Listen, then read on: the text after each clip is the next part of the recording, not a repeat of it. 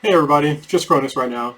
So as you all know, there was not a new Black of the Black Times Infinity episode out this week. There was no live stream because of a few issues. First, Stitch was out this week. Prodigy wasn't feeling well, and Blue had an anniversary. So it was the first time that he can have a date with his wife since he had little baby Sebastian born. So you're just gonna be me and Old Ninja. So we decided to postpone the podcast, but then we got an issue where, well, we're not going to have a new one out this week because of a bunch of different scheduling conflicts. So I decided, or we decided, I asked everybody if it was okay, that we just drop a balance exchange episode this week to kind of fill in for the time. So balance exchange is a podcast that I do with Papa Bear, and it's more about political issues and some other sort of more serious issues. And so this one is going to be about our current education system with the United States. So hopefully you guys like it. It's a reminder that, yeah, balance exchange is still going on. Season two started dropping like a month or so ago. I think the education episode was episode 3 of season two. So we had a lot of fun doing that one, just like really understanding how education is interconnected with a whole bunch of issues in the United States. In the United States, which has to do with like property taxes and a whole bunch of other stuff, and like where funding comes from. So I think that it would be a really cool episode for people of this podcast to listen to and at least get some content out this week. So hopefully you guys like it. And I'll put in a link to the description on like where you can find Balance Exchange now, because I know for the first season we had it all out for Be the BTI. Then we decided to kind of split it off onto a whole different separate podcast. So this is kind of a reminder that, hey, podcast is still going on, but it's just on a different channel. And just for you guys to get some sort of content out this week. So hopefully you guys enjoy that. In the future, we might double up maybe next week on for Be the BTI. I don't know yet. Got to talk to the guys if they have time on their schedule. So yeah, you get something. So it's better than nothing, I guess. Hopefully you guys enjoy it. So here you go. Hey everybody, Kr0nus is here once again with Papa Bear, and today we're going to have a discussion a little bit loosely, but mostly focused on education and basically how that applies today and how that is basically a social contract that we've all agreed is a thing the government should provide for us to some degree. And then where's that line, especially with conversations today about like, but people saying college should be paid for, right? Like that. So basically making it a public college education, the same as we do public to high school, and whether or not that would make sense. Hey, it's me, Rasan. I don't know, man. Huge hole in my, Yeah. understanding. My fellow Americans. Papa Bear here. As long as whatever you're doing doesn't hurt anyone else, I don't care. Different perspective of what an interesting topic is than I would assume. This is Balance Exchange. So I guess we need to start with our normal introductions of, so Kr0nus, what are you drinking? I am drinking a beer called Take 10, and it is an imperial stout with pretzels, chocolate sauce, caramel, and peanuts. It's from Perennial Artisan Ales. They threw in the kitchen sink with this bitch. Nice. Yeah, I thought I saw the can there. I was like, does that can have pretzels on it? Yeah, it does. Right. So we did a couple of little episodes while I was RVing. So we traveled from California all the way to Disney World in Florida and then back. Little circuitous, went up to Memphis and then through Arkansas, Oklahoma, and back. And obviously, in a trip like that, I chose to not be keto, and I kind of talked about that a little before. So yeah. I am trying really, really hard to get back on the wagon. It's been rough. But anyways, to work towards it, back to the Trulies. Yeah. So I have the punches still in there. I think I had them when we were in here last time in the studio. But I haven't really got to try too many of them. I think all I've had was the fruit punch. So I'm going to start here with berry punch. Nice. Actually, I just had a Truly. They make like the adult pops now for Truly. Did you see that? We had, I think it was a different brand, but we have definitely done some of the frozen 0-calorie alcohol popsicles, and oh man, they are amazing. It's going to be backwards, I think, on the thing, but that's it. Yeah. No, it worked out. It's good. Yeah. And it's the lemonade ones, so they're delicious. So at this point in watching our videos, you may or may not know that I am an active duty United States Marine. And I've been doing this for 20 plus years, so I know that it's really important for me to make sure to get this out there. If it's your first time watching this, please stick around and make sure you understand the disclaimer. if you've watched a whole lot of our episodes so far, feel free to go ahead and jump ahead to the new content. So what I need to talk about today is that I am not authorized and have no way of being approved to speak on behalf of the Marine Corps. So any opinion that I give or any concept that I discuss today is the position and the opinion of just me, myself, just a man who has a bachelor's degree in political science and a master's degree in leadership and organizational management, and has spent my whole life looking at government structures and social contracts and how these things are supposed to work, what the philosophies and things behind them are, and read a lot of books on that kind of stuff. And it's definitely one of my personal and key passions. And so when you hear me maybe give a position or a concept on something, that is only my own position. I am not a public affairs officer for the Marine Corps. I am in no way giving what the Marine Corps' official position on anything would be. And honestly, a lot of the topics we're going to cover here, I'm pretty sure the Marine Corps doesn't have a particular position on.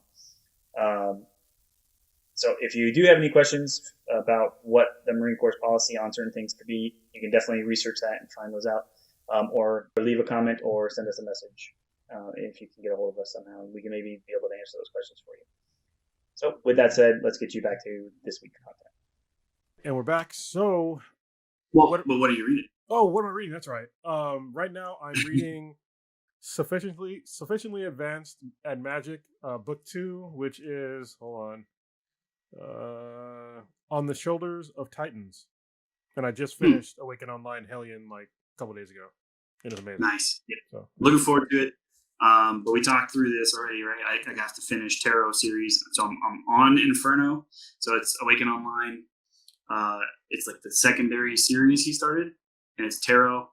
And I'm on Inferno, which is the last one. So what's interesting to me about this, knowing it too, is right. So some of the characters we're talking about Awaken Online, us, right? So we've got our shirts on for Awaken Online tonight.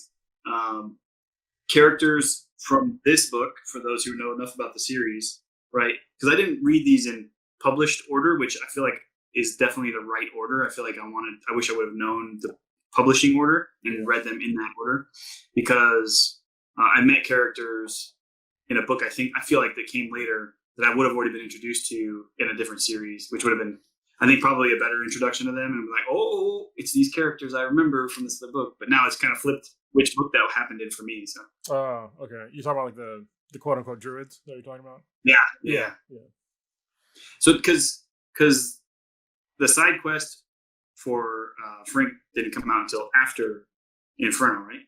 No, that came out actually a while ago. Like, they came out in the correct order, because I caught up with the series with Unity, and that was before Tarot. That was before the Tarot series came out. Okay, I feel like, I don't know, maybe it was because of how they were introduced and then how critical to other stories they were, that felt like it kind of would have been cooler to meet them as almost like a passing thing, and then be like, oh, it was those people he saw in the other one. But yeah, I almost wish that he would go back and redo the numbers and just don't put the 0.5 and side quest on there. Just put it, Awaken Online 1, 2, 3, just go from there. What order should I read them in? yeah. But I understand why he did it though, because the main character Jason, he's the main character of the story. Yeah. And then in the Tarot series, Finn is the main character, so I get it. And Jason's not in it at all. Like, you don't hear from them at all. Not a mention. I thought it's completely different stories, so that's good. Yeah, I love that series. And apparently, like, the next book. So I don't know if you follow him, Travis Bagwell, on social media, but he gives like timelines of like what he's working on, and one of them is the Air Avatar is going to be coming up pretty soon. He's like introduced in Hellion briefly, and it seems like a badass. And then he's working on Jason book 7. And there's another one that he's going to do too. I forget which one that is, but yeah, he's working on a lot of stuff. And he's a lawyer, which is weird. Full-time lawyer. Right. I read through a little bit of his bio, and the idea that he was working all that stuff for all the time and decided this was something he really wanted to finally get done, and it took off for him. So I don't know if he's still doing law, but I'm assuming he's focusing on writing now at this point with the success of these books. I hope he makes enough money for it to like replace his income, because he's a really good writer. Right. Yeah. Better than a lot. So it's funny, I was describing it to someone the other day because I was wearing this shirt to work, and they're like, "Oh, a really cool shirt." And so I was like, "Oh, it's a shirt from a book about a game set in the future." They're like, "Hey, what?" I was like, "Oh, hold on." But I was like, okay, let me just describe it this way. It's been, you've seen Ready Player One, right? Yeah. And everybody's like, yeah. I was like, it's basically a book written like if Ready Player One was actually really good. Yeah.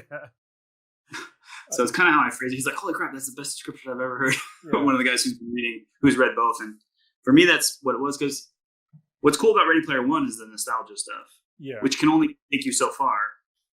Whereas I think what he's doing with these is truly, honestly, like really interesting characters, really interesting story development, better, just genuine books on their own. So Yeah, I feel bad for books that, Ready Player One falls squarely in this category. There's a few other books too that fall in this category where they rely too much upon like pop culture references. Yeah. I'm like, it's cool in the moment, like if you're from that era, but it's not going to stand the test of time. You know what I mean? Because you're going to make all these references, and people are going to be like, I don't understand what they're talking about. Yeah. It'd be like trying to like read, even like with Shakespeare, except even more. It's not going to have the same sort of classical feel to it as Shakespeare did, because we can obviously understand the basic words that he was saying, but it wasn't like really obscure, regional references to things. So yeah. Well, you saw that even in the conversion over to movie with Ready Player One, where like things like Ultraman in the book, they're like, no one knows who the hell that is, so we're gonna make it Iron Giant. They also couldn't afford like all those licenses, all licensing for like anything. I mean, there'd be no way for them to make it'd be like a $1 billion movie for just licenses, I can just imagine how much it was to make it the way they made it. Like, yeah, there's a lot of CGI, but it's good. I think if I hadn't read the book, I would have enjoyed the movie. Yeah, but after reading the book, it's like, man, you guys left a lot of stuff out. Yeah, it definitely doesn't, and that's the problem. And I always say this, and talked to my daughter just about it the other day because I was talking to her about a series she should read, and I was like, but watch the movies first, because if you watch the movies and you enjoy them, and then you find out, oh, there's a book series, and you read the books and be like, these books are way better. You had a good time. You enjoyed yourself better. Yeah. Twice, rather than enjoying the books a lot and then not enjoying the movies at all. Because it's almost always the case that if you read them first, you're just not going to enjoy the movies, because they're never going to be able to go like inside characters' heads the way you can in a book. So yeah, and then sometimes they just really mess it up. Like you remember I, Robot, the movie? Yeah. So did you read the book? I don't think so. It's nothing like not at all. Like I was just like, what is going on? Like I enjoyed the movie, but I didn't get it because it's an Asimov book. It's based upon his Robots and Empire book series. It's really long in Foundation, which they're making a show of on Apple iTunes. But it was like the original character was like, he was a white guy, and he had to leave Earth on like his first like detective thing, like in the story, and it's like the whole thing in this movie is all on Earth. There's nothing about humans that live in other planets, nothing about like how they're biologically changed. So I was just like, what this is just about the robot, and the robot's important, but his name isn't Sonny in the book, and he's like, he looks like a person. Yeah, not like a robot. It's weird. That's the way Aragon. Did you watch and read those? Yeah, I heard that was one of the most egregious ones. Yeah. But like, I did not even know those were books. So I saw the movie and was like, that's a pretty cool movie. Yeah. Like, it was pretty cool. I was like, I like dragons, I like magic and stuff. So then I picked up the book and was like, are these how are they ever gonna tie in the other books? You can't. It's not possible. Like, the way the story went forward, there's no way. It's like they never intended to make a sequel. Yeah, that sucks. Anyway, so we need to do a whole podcast on just books. But yeah. So I guess I could start with a purist libertarian concept on like public education would be that there should be no Department of Education at all. That shouldn't be a government thing. That people should, schools should exist, and there should be like standards. I could say, remember we went back to like regulation versus like directly managing it. So like we should have laws that say education for certain areas needs to exist and should meet these certain standards in order to allow states to like transfer certifications between states. So like you graduate from a certain level of school in Tennessee, then another state would accept that. So those standards need to exist, but like they would say, let the public market handle it. Well, but how do you have a standard of education if they don't have a Department of Education? So instead of doing what they're doing, and again, I say it definitely wouldn't exist the way that it does now. I think once any libertarian sits down and thinks about it for a little bit, like there still would need to be a department, but what their job would be like inspecting and ensuring that those who get certifications, like if your school becomes certified by the DOE to say like you can hand out a high school certificate, it's because you met certain standards, but that would be their job, not like paying for schools to exist, which is a big part of what they're doing right now too. Okay. Trying to think about it, because I know there's like, for me, when it comes to the Department of Education and public schooling in general, for me, a lot of it comes down to funding, and I think they are the ones that distribute the funds, right? Mm-hmm. And so that's where I have because the way they distribute the funds right now is like, it's totally wrong. And I don't know if you need an entire department per se to like distribute funds, but right now, as far as I know, the funding comes from all public school funding comes from the local governments, right? So it comes from taxpayer, depends on like who, if you own a home, so they get the money from your property taxes. Tax. Yep. So if you live in a place that has high home value, then they collect more taxes on your property, and then you should get better schools. That's usually how it works. But if you're in a place that doesn't have high property values because of, say, redlining, and everything is like super depressed values, then you have literally no funding, and there's like no the way it exists right now, there's no like federal credits that offsets that. You know, that's why you have like a school in Compton is real shitty compared to a school in Beverly Hills. You know, or it's shitty anyway, but yeah. So I mean, for that particular piece too, the sword cuts both ways, basically, where because the land value is lower or higher, then the taxes are lower and higher, and then there's more funds for the school. But a lot of times the land value is also related to the quality of the schools, so then they feed off of each other. Yeah. We were looking at a place up in Big Bear, just because like we like looking at properties potentially for like, hey, could we get it and then have a place to go for our own weekends and then Airbnb it? We've been talking about this a little bit lately. I was like, but if we stayed there or we decided to buy the house, so it's like habit through looking through houses. I go down and look at what schools are in the area, because the schools and their ratings on like this regular school rating site or whatever directly tie to the land value too. So if you make that school better, land value will go up. Yep. So like if we could figure out ways to tie the two and drive both up, you know, it could then improve the land value, which then improves the taxes so that you then get more and then put more back into the schools.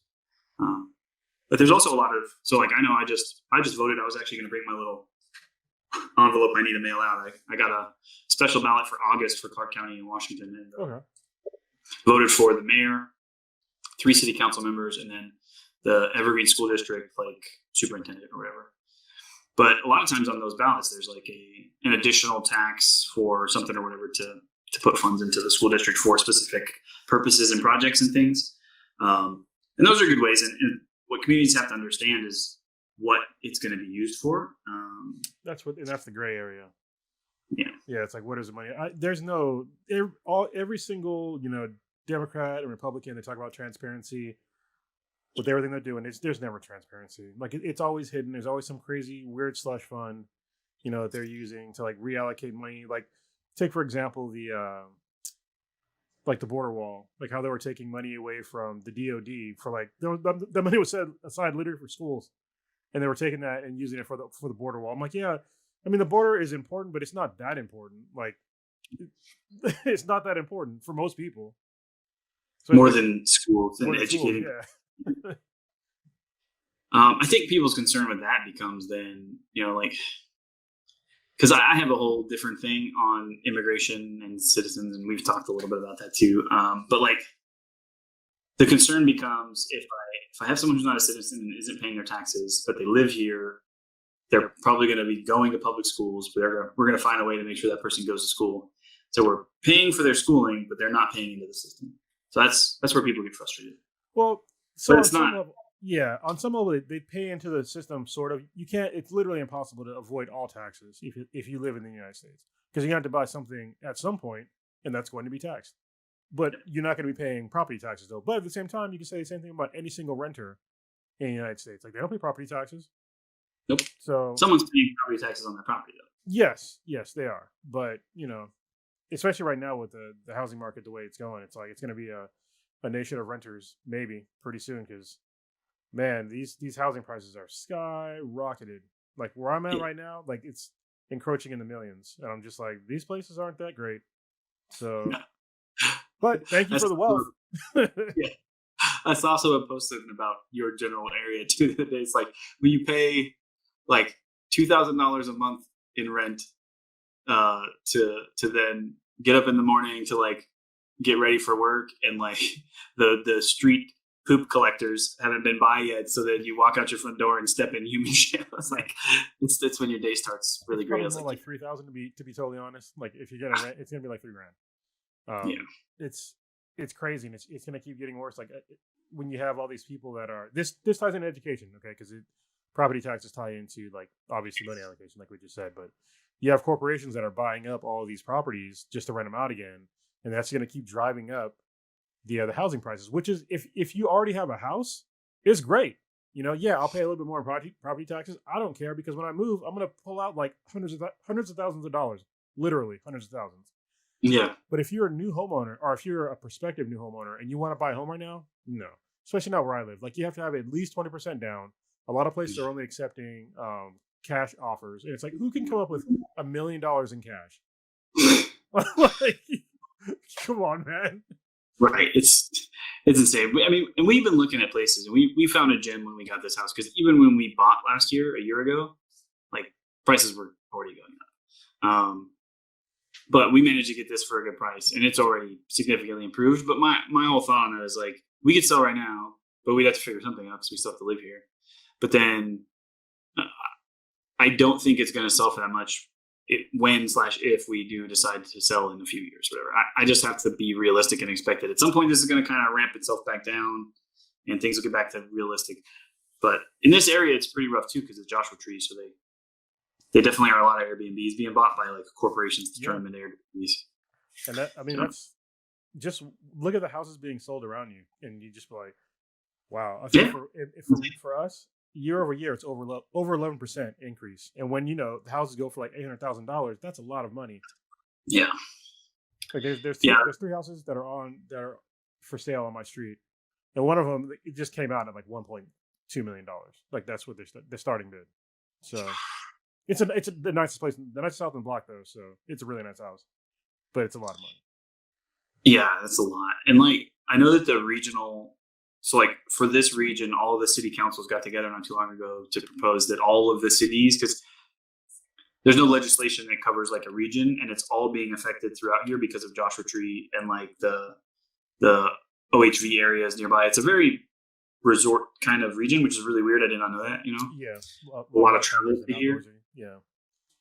And so they're talking about like, hey, we need some kind of legislation that covers all the cities that limits their ability to do this stuff with Airbnbs. Like we need some kind of rule that makes this harder for those corporations so people can still rent, because it's insane for a lot of locals. Like locals can't even stay here in freaking Joshua Tree and like Yucca Valley. You're like, what? Why can't I can't find a house or a place to rent in my own hometown? Like that's something is wrong with that. So there's definitely been discussions about it, which I wonder how it's affecting others. So to tie it, we'll come back to it. So I just did vote. I had to vote for the mayor and all 3 city council members. And being the diligent, citizen that I am, I'm like researching every single one of these people.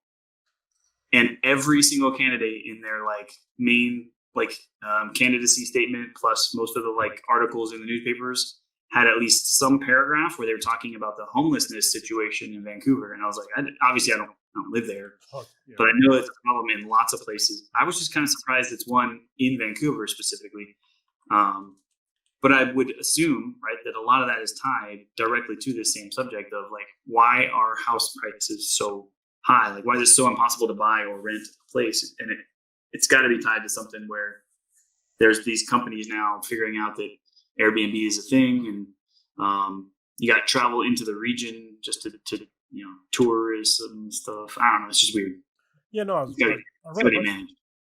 read a bunch of things about it, and yeah, Airbnb is like is a huge issue too. because you have places like literally you'll have entire neighborhoods that are all Airbnb type, Yeah. home rentals, and it's just nobody really lives there. But then you have like all these people that are, because I think the statistic was there's a 7 million houses short for our current population in the United States. 7 million houses short, and they're building all the time. But like a lot of places have waited way too long. Like the place I grew up in, Newark, California, they didn't build a new home for like 10 to 15 years, and this was like in like the 2000s. And it's like, how do you not do that in the middle of, it's not Silicon Valley, but it's the Bay Area, which most people consider Silicon Valley, just not. I'm just saying. But yeah, so they had like this huge housing crunch there. They're building houses now, but now they're all like crazy expensive. They're all like $1 million, and now because of space, they're building them, smaller or more and more compact. So there's like no backyards, townhomes, condos, stuff like that, high density housing. And it's like, man, you guys really messed this up, really mismanaged this whole entire region, and now only tech guys like me and like some other really wealthy millionaires and people like that can afford these housing prices. If you're a normal person here, like if you live in this, if you have the service industry, you have no fucking chance on buying a home here, none. Or unless your parents can pass wealth down to you, that's the only possible chance you have to survive here and buy a home. I didn't. Yeah, it's weird. So I play these little weird city building games, and it's like in my head, it's like you don't let that residential housing like not be produced in conjunction with the population changes that you have happening. You monitor that, and you're like, I need to make sure that we have space and that construction's happening for residential housing. I know it's a stupid connection, but no, it's not. It's a driver of everything else that you do. We're playing SimCity, like you're running out of resources. People. The newest one that I love is Cities Skyline, and it's really, really good. It's probably the most accurate and like most modded I've ever seen. And there's tons and tons of ways to make it very, very realistic. So I watched a crazy video about a city planner, like a real official, like his whole job, his whole life, he spent 25 years doing city planning. One of the YouTubers got him and like introduced him to it and how he does mods, and then gave him like a challenge to build something, gave him the basic stuff. He's like, this is really, really realistic. Like a lot of what it's talking about are like super important things for us. He's like, I'm at the point where I almost want to use this game as a way to introduce students that I'm teaching to concepts. Like he's like, I might start using this and get students interested in certain topics. And he was super blown away by how detailed and really good this game is. And that's one of my favorite games. It would be pretty cool to like simulate stuff too. Like before he does something, like just simulate it, see what the game says. Well, and I do it all the time now when I'm driving and we get stuck in traffic. I'm like, oh, that's because this and this intersection are too close together with not enough lane management of this and that and the other. I'm like, oh, there's the problem right there, and you just would have to add this to fix that problem. It's just weird. So to education, for me, like I think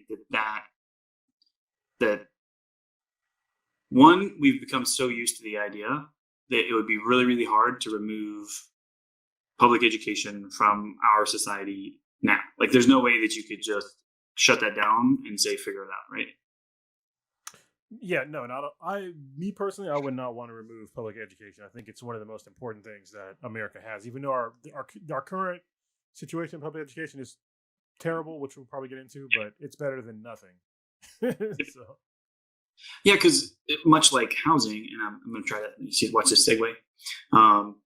Much like housing and residential like space, a huge driver of actually having a successful society is how educated they are, right? So if you can continue to drive up the education level of your people, the overall society will get better and better. Especially since that means they're producing better things, they're inventing new things, and you then are able to produce industries that are smarter and better and allow for more free time for others who can produce creative things, which entertain people and do all this other stuff. Like none of that stuff's available until you get past this basic, education level. I thought we were going to do the basic level thing. Yeah, the needs, right? You get past some basic level of needs, and then you can work towards cool stuff, right? I do need to finish up that T-shirt, the Maslow. Just put the triangle, like rainbow triangle. Well, that's probably it's probably not what you think, though. thermal. Like you have to put in words on it so they don't think Yes. like we're lesbians or something. Not that there's anything wrong with being lesbian, but Yeah. it's not what we're If you talking wear it you know, last month, it's like you're like, are you wearing that for Pride Month? Yeah. No. I swear that happened. So we had brightly colored Disney shirts on. Like it was our Disney shirts with like paint colors and stuff. And I was like, oh, it would go really good with this mask that I have. That is like basically, it looks like crayons. If you put the rainbow of crayons across and like melted them down, you've seen that, or like the paint drips down, it's like a dripping art thing. It's like, oh, it's a cool mask. It would go with the thing. So I wore that and wore my Disney hat to the end of the day. I got so many looks. I'm like, what is the deal? And I realized I was like, oh, it's Pride Month. I'm wearing my thing, and I got like the whole family with me. I was like, they're like, you're not gay. Why are you like? Because for one, there's nothing wrong with supporting. There's nothing wrong. But like, I don't know. It was also Central Florida, so could be. Yeah, there's that. Florida's in Florida. So. But yeah, I was looking at some looks. I was like, what the? And then I realized, like, yeah, I kind of am wearing a rainbow mask, I guess. But it's so weird how like they co-opted that in like, because like when we grew up, like the rainbow wasn't even like, it wasn't associated with gay people at all. No, like at all. It was like a girly thing, like, you know, rainbows and unicorns and shit. Then all of a sudden, like, just changed to like, you know, the whole LGBTQ. I was like, okay, I guess nobody else wanted the rainbow. So, I mean, I want to say even as long ago as when Logan was little, like it wasn't even really directly associated to them yet. Because I remember a conversation with my brother about like My Little Pony, and there's one whose like tail is rainbow. Yeah, he was kind of a brony, and no, he was honestly, he's like, dude, it's a cool show. Like the characters are interesting. Like this story, I was just like, the okay, show is actually really good. I watched it with my daughter. See, you have to watch it. Yeah. I did again with my daughter too. I was like, these are kind of cool. Yeah, especially the movie. Like, they were like kicking ass in the movie. I was like, okay. You know, took the headphones out. Then I found, I can't remember what the name of it is. Gosh, but they're like very similar. But then it's all bloody and gory and gross at the end of it. I can't remember what it is. Oh. Anyways, there's a stupid cartoon series that some people did where they took very the same exact animation style where it's very bubbly and cartoony and animals and stuff, and then they all die in gruesome ways at the end. It's pretty terrifying. I know what you're talking about. Yeah, I can't think of the name of it. It's not Suicide Happiness. It's like that though. Anyways, sorry. Yeah, now it's gonna mess me up. Anyway, back to education. If only we had focused on our memory while we were getting educated, we could have actually remember this. It's not important, so it's easy to forget. But I think that what we do need is to better understand, like how the choices we make impact the kind of education they're getting. And then what I'd like to talk about is if we talk about college being a requirement, because many jobs today are kind of requiring that, especially in the United States, where, like we said, we've continued to push education because our society said it's important, and I don't disagree, to the point where now that's just a norm and kind of expected, and that now even a bachelor's degree is really needed for pretty much most basic jobs, except that we also need to understand and consider trade jobs and things like that. So trade schools need to be included, because to me, I was talking about it the other day, and it's actually back to my school and VR stuff. We're still trying to figure out how to start a program and get it paid for right under VR. Come to find out, the Army Corps of Engineers school for the prime power school, like the people who do welding and generators and things like that for the Army Corps of Engineers, they've been doing VR for welding for like a decade, because they obviously don't want to like hand some entry-level soldier all these welding resources for one, and like the safety associated with welding with oxyacetylene and a bunch of other things too. Like, so they've been doing exactly what I'm talking about, which is like you go into VR and you get that intro piece where you're actually picking up things and connecting physical stuff and selecting them and setting knobs and selecting the numbers and basically as close as possible physically doing the thing you're going to do in real life. Then you're not wasting all of that steel and I don't know. I was like, I've used actually what you're talking about. So at Augmented World Expo, it was in AR, not VR, but I think it was Miller. They have a bunch of welding equipment. I'm pretty sure it was Miller. They had like an AR headset set up, and like obviously the physical tools where you can like do your welding, and like if you messed up, it would like tell you like where you messed up and like how to fix it. And they had another one. So like you'd hold the torch, Mhm. and you would see it working, even though it was not actually hooked up. Yeah, exactly. Like it had like one of those like weird like circle QR code things. And so when you put the glasses on, it would extrapolate that into like whatever it was supposed to look like. And then so when as you're doing it, like it'll be like different kinds of metals and your tool. Like it was pretty dope. And they had like a whole bunch of other. That's why I always believe. Ever since I went to the Augmented World Expo like years ago, I was like, this should be more popular than VR. It should. Yeah. But nobody's like really pushing it because they don't understand that until you go to like a trade expo. You don't understand like the wide, like all these wide applications that you can use with it. So there's a big one that is on basically like interactive education stuff and using these tools in different ways. Going in Orlando in like November, December, that I've actually managed to sell both me and the Army on, sell the Army and the Marine Corps on. So we're gonna be able to go out to that. Nice. Hopefully November, December, get to go and for one meet the you saw that video that I did for AFCIA or whatever? Yes, I did. Yeah, I want to say you hit me on it. So like the Army Chief Warrant Officer 5, Paul Sankey, who was on that, I mentioned that conference to him. He's like, how do I not already know about this conference? He was really frustrated. He's like, I am absolutely going to sell us. We are going to have to go. Like, I've got to get the command here at Fort Gordon to push us out to this. So it sounded like we'll both be able to be there and kind of like really start pushing the communications organizations within Army and Marine Corps, hopefully, towards like improving our education systems through using VR and AR. So it should be pretty cool. Yeah, But good. I told you a while back. Like I know like the guys who put on like the VR and AR stuff here, and they're just actually starting to put it, ramp it back up. They sent me an invite to go to like one of their meetups. So I'm like, I can't go yet. I'm trying to get Blue from Black House Infinity to go because he's a VR guy too. But I'm like, eventually I want to go, and if they start doing SUVR and AWE again, I want to get you to go, so you can see like all this stuff, and then like I can actually have you shake hands with like some of the higher up people because they're cool with me. So yeah, and if you can get the invite, I could probably get it funded and let them know too. Like that means you could have a dude like in Charlie, like I'll wear a uniform to get those pictures with it because it helps. It helps them. It helps me create awareness for what we're doing. I could probably get you for free, to be honest with you. Yeah, but I've never paid for one. You know what that? I've never paid for one, so let's go for free. We got press passes. Yeah, and then now, I mean, we have a podcast together. I already have another one where I get press passes through. So, and if you get like, was it AFES or whatever to like sign off on it, you could do it for free. You shouldn't need to have funding for it. So no, I mean like they'll pay for my travel to come. Oh, the travel, yeah, that's important. Yeah, I'll get the school to pay for me to travel. Yeah, gotta get the per diem. It could be that I'll have them let me drive my RV up. Yeah, we were looking at an RV up to your general area, so we might. Yeah, I mean, might be having to know where to go. I used to because I used to be a contractor.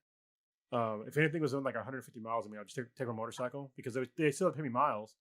But on a motorcycle, miles are cheap as shit. So I would save so much money, and I wouldn't stay in a hotel. I'd just, drive back home or whatever. So.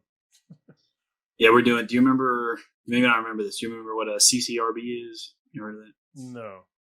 So it's a course curriculum review board. That's where we get everybody together and talk about what we're teaching and what we need to change to make sure we're teaching what everybody needs us to be teaching, right? So we're hosting one Camp Pendleton in September or whatever. I already reserved Lake O'Neill for my RV. I'm going to go out there for the week. Nice. Just like chill on the lake, fish, go into the conference, come back. So, yeah. So hoping that I could get them out there, but obviously the family here will be in school, so bringing them back to school. Yeah, it's gonna back around. I'm still trying to get my little one in kindergarten. So yeah, wait list. Gotta love it. Okay, explain that. Well, she's going to Montessori, so we want to keep her in Montessori, and there's wait lists for those things. So she's been in there for a couple of years now. We're trying to keep her in Montessori and go to kindergarten. So it takes me to, because you talk about like waiting list, it kind of seems like maybe think towards like lotteries and the and like the vouchers and charter schools. I mean, these are all things I guess we could talk about. Yeah. So the voucher system, I think, would be first. So that basically just says like it's not free. everybody pays for their schools. Each school has a specific cost based on their ratings, and then each citizen based on whatever our taxes for whatever area. I don't know how they would calculate it. I haven't. It's never made sense, right? Every time I've read one, it's always like, well, where would you get that number from? Where does this come from? How much is my voucher? How much is your voucher, right? Yeah. Like, and so then you can pick a school based on the voucher that you have, and then how far you're willing to drive your kids, I guess. Yeah, I see. What? I never liked those sorts of things. So like the vouchers, Yeah. that's basically like school choice, right? Yeah. Yeah, it didn't make any sense to me because what those programs do is it allows those communities that are poorly funded to stay poorly funded, and it routes even more money to the schools that are properly funded. And it's like, so if people can't afford to, have their kids get picked up in a car or have like a school bus or whatever, if they can't afford to get their kids like these nice schools, then what's the point? And also, it's like people just totally ignore like the amount of stress that it puts on a kid to like literally have to ship them to another school, leave their whole community behind, and like try to fit in with like this other whole different group that they don't even live anywhere near. So it's already gonna be there's already gonna be classism in effect with these systems. So why won't you just properly fund both schools?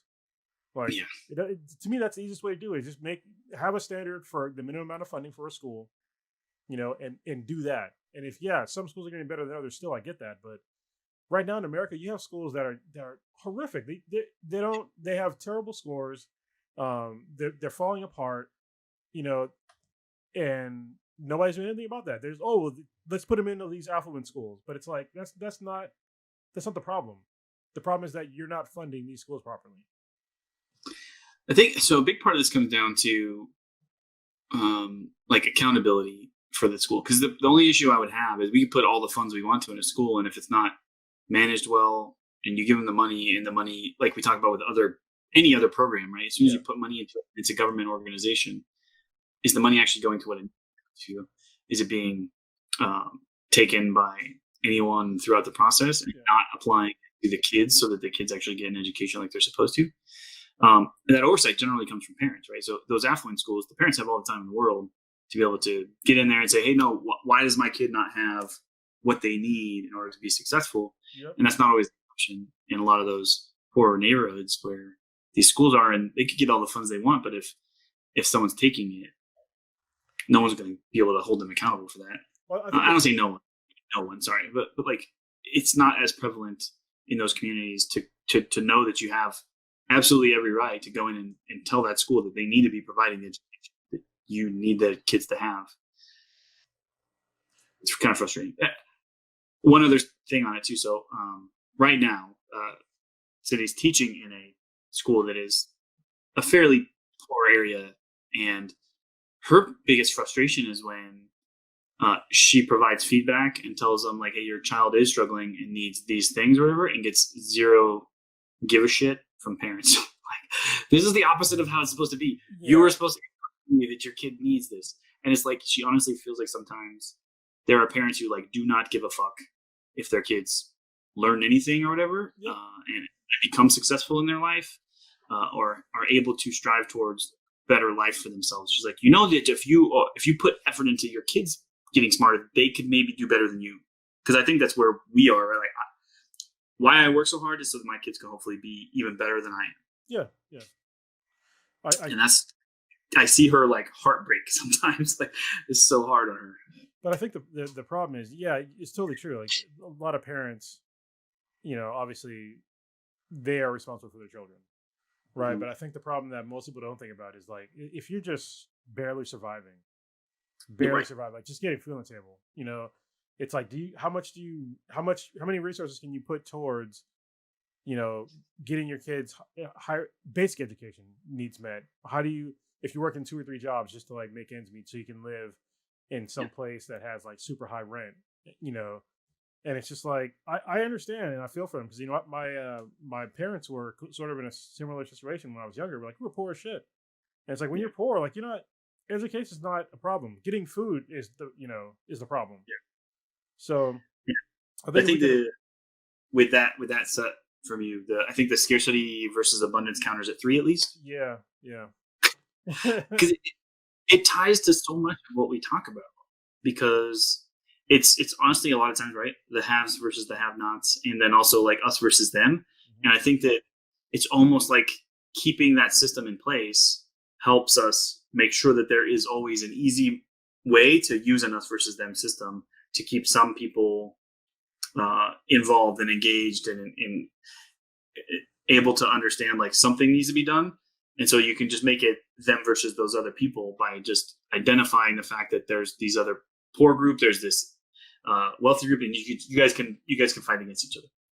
Yeah, it's actually a lot of times it's really the poor versus the poor, because most, like, when you're poor, like, you don't Poor versus the middle. Yeah, well, yeah, the middle as well. But like nobody really has time. Like if you're poor, you're not thinking about some rich guy. You know what I mean? No. You just think about getting food on the table, and you just don't have mental. There was like I wish I had the statistics up, but there's a observable drop in IQ when you're in the scarcity mindset. Like if you can't afford a $400 extra expense, like your IQ drops because you're constantly, your resources in your brain are, how can I just survive? So if you're in a just survive mindset, like you're not, you can't, these are luxury things that we're talking about. You know what I mean? For a lot of people. And I think that it's easy to miss that, you know, because we're far removed from that now. Yeah. But we've both been there, you know. You probably more than me, because I mean, you said you were homeless, man. So I was never homeless. Well, technically no, but you know, it's and it's crazy too, because I remember that I went to Portland because it was harder to be homeless in Vancouver, because there weren't really places that I felt worked out to kind of like sleep easily, and I don't know. But in Vancouver, the one time I did find something decent was like there was a Goodwill truck, and like it was like one of those places you could drop off your donations, and usually they closed it up and locked it at night, and it was left open, so I was able to go in and like lay on clothes, or like, and I think there was like a couch, and I could cover up with some sweaters and clothes and stuff, or whatever. Wow. But it was weird because I was talking about it with someone today too, and I then talked about, or I was reading about the homelessness in Vancouver. I was like, I told her someone was down in Palm Springs, and I'm like, I guess I could go wait here at the airport with all these homeless people outside the airport. I was like, there's no homeless people in Palm Springs. It is too damn hot outside. Palm Springs. You find your way somewhere else where it's not so hot.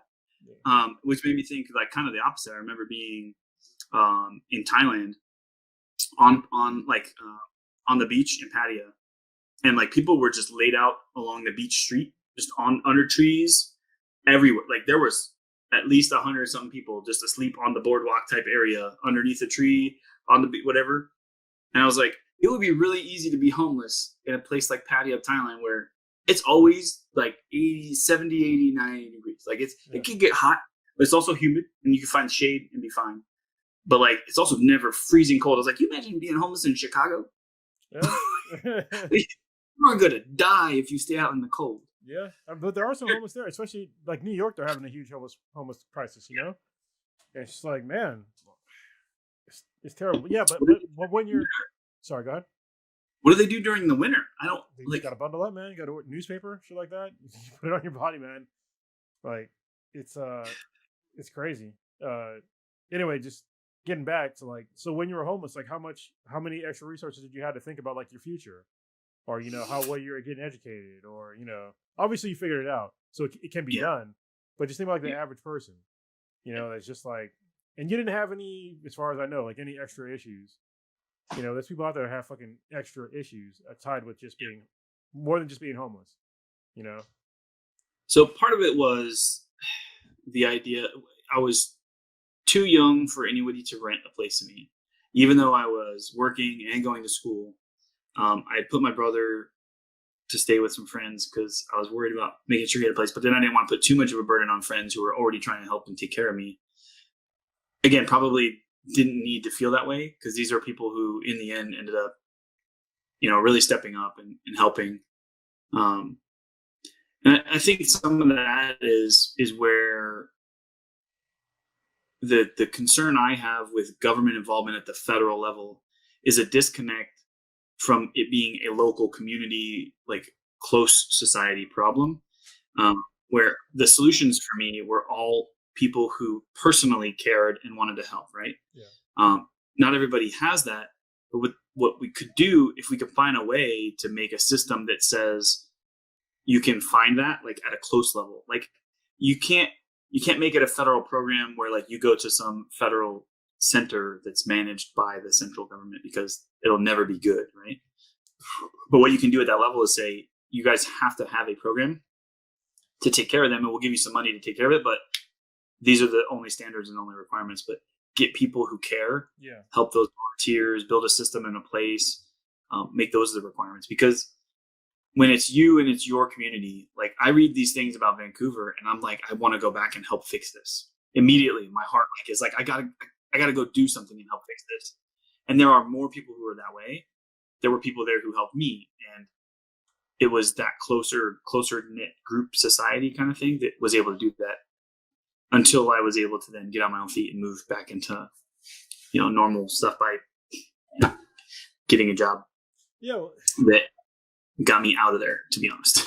Well, it's like an interesting situation, because I think that we put like all these millions of dollars towards the homeless problem, but like the main thing is in the name is not having a home, and like there's been no like real push on just building some free homes for people. Yeah, okay. If you want to talk about socialism, whatever, but like there's so many people are homeless.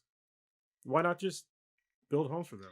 Like, and then figure out the rest. Like, and we talked about.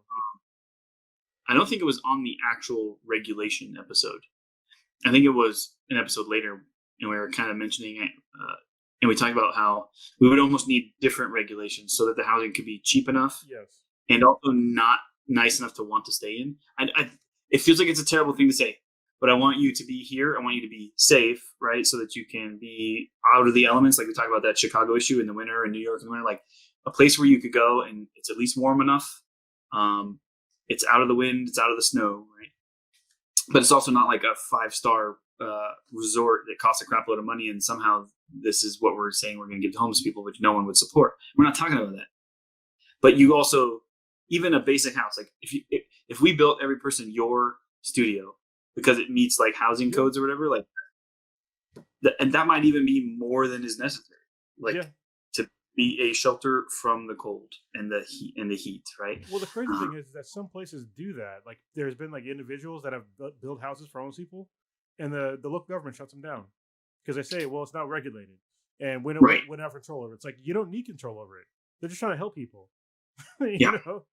You don't need control, but like it still needs to meet regulations. But what we would need, and we talked about this that time, was a set of regulations specific to that housing code, which it wouldn't need anywhere near as much electricity. It wouldn't need anywhere near as much, of all these other things. But it would still be a hell of a lot more than just sleeping outside in a tent or in a sleeping bag or on a park bench with a newspaper, right? Yep. So we will have to title this episode "Education or Homelessness." And we have bounced back and forth, but they are tied, right? Because it's not always the case, but it definitely contributes that if someone is less educated and doesn't have the ability to find those jobs that could pay them more, that there's a better chance of them being able to be homeless, especially in this ridiculous housing market we have right now. Yeah. If you can't afford a place because you don't have enough of an education to get a job to pay for that, that could be a part of the problem. Yeah. And it's like, especially here, where I live, because, there's so much, it's what I think you mentioned before. It's like having like a group of people that kind of foster each other. Like the Silicon Valley is not by accident. Like it's very much there's so many of us here because we know that so many of us are here. So it affects the whole economy, and we don't think about it. But I mean, we have basically destroyed part of the Bay Area to serve us, and it's pretty messed up. Like we're paying like all these. This is the problem that I have, is that I pay all these taxes. People like me pay all these taxes, and I know that there's a whole service industry like Uber and DoorDash and all, just grocery store workers, blah blah. Go down the line. It's a service industry that they're not getting paid a living wage, and because of that, they can't own at all a home where they have a job, and so they're pushing out like where you can live like further and further out. Can you imagine like driving miles just to like work a minimum wage job? Like that's what it can be like here.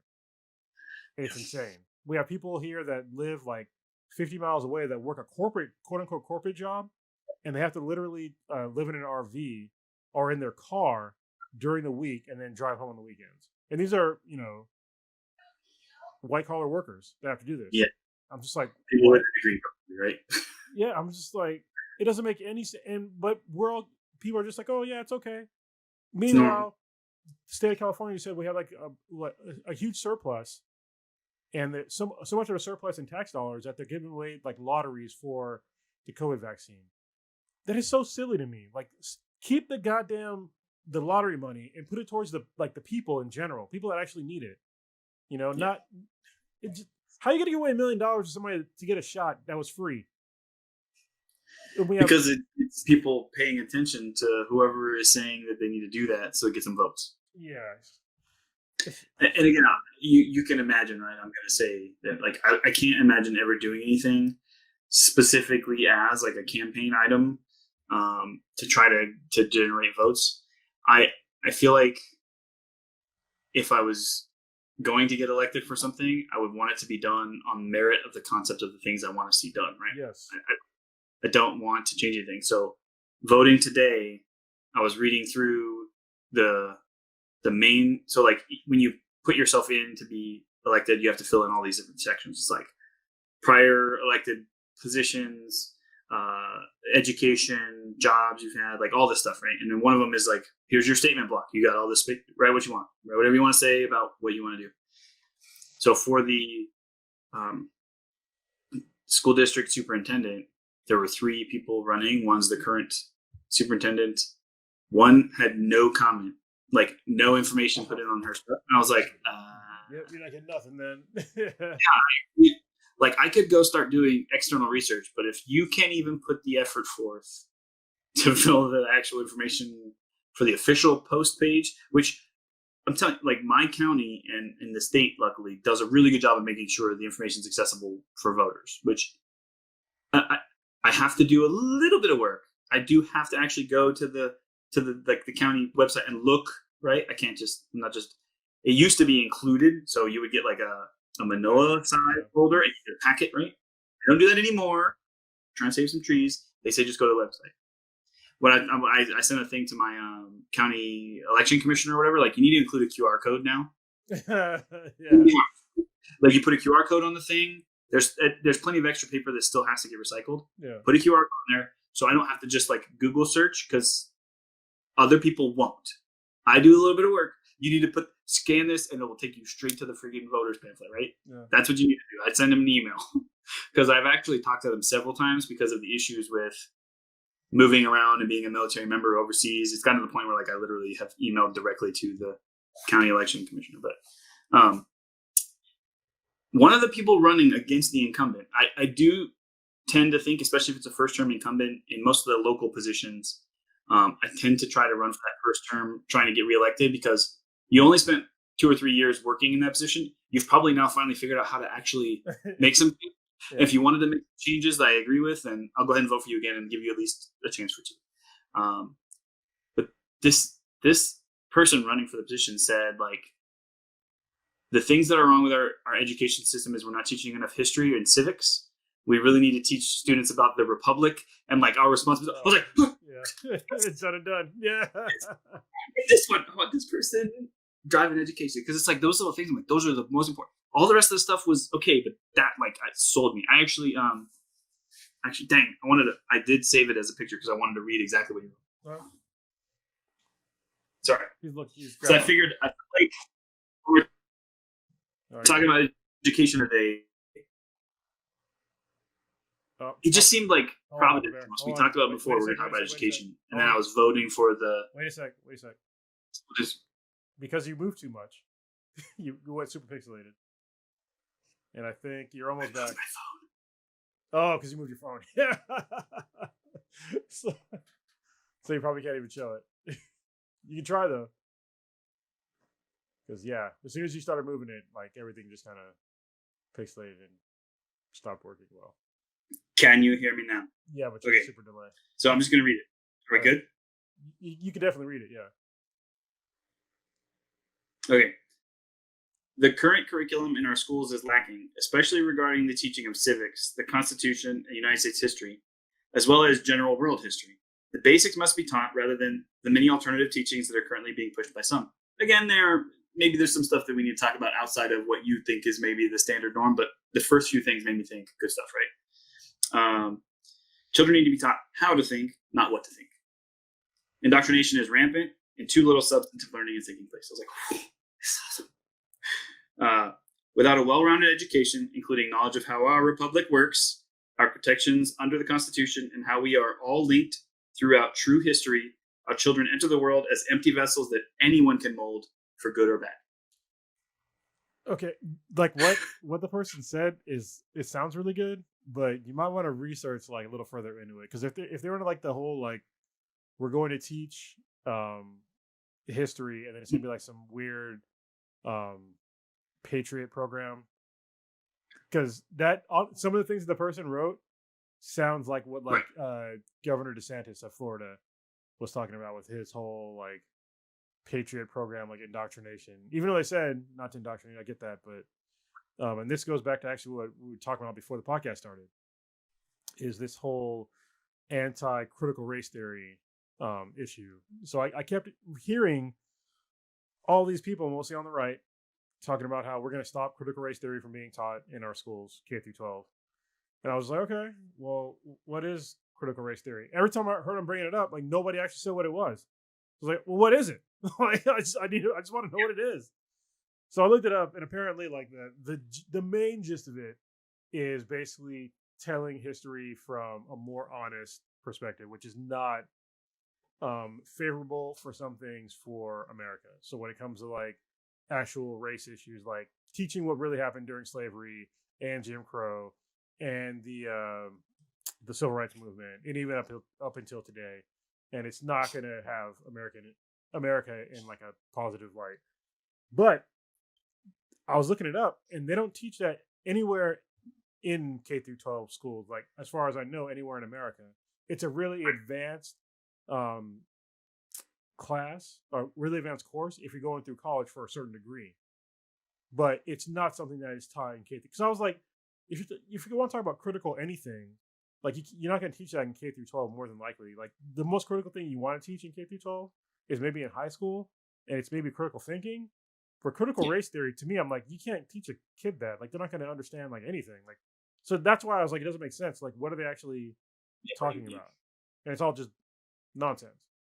Well, is there a movement to try to teach that in like early education to change? Well, part of the concern would be is if we're teaching a filtered version of history specifically to ensure that it's filtered, that's a problem. If it's taught now. Right, yeah. If it's taught, and if the goal is to remove some of the filtration, but the problem would be is if you don't do it in a way that isn't also too complicated or too broad for the age group, it's not going to work.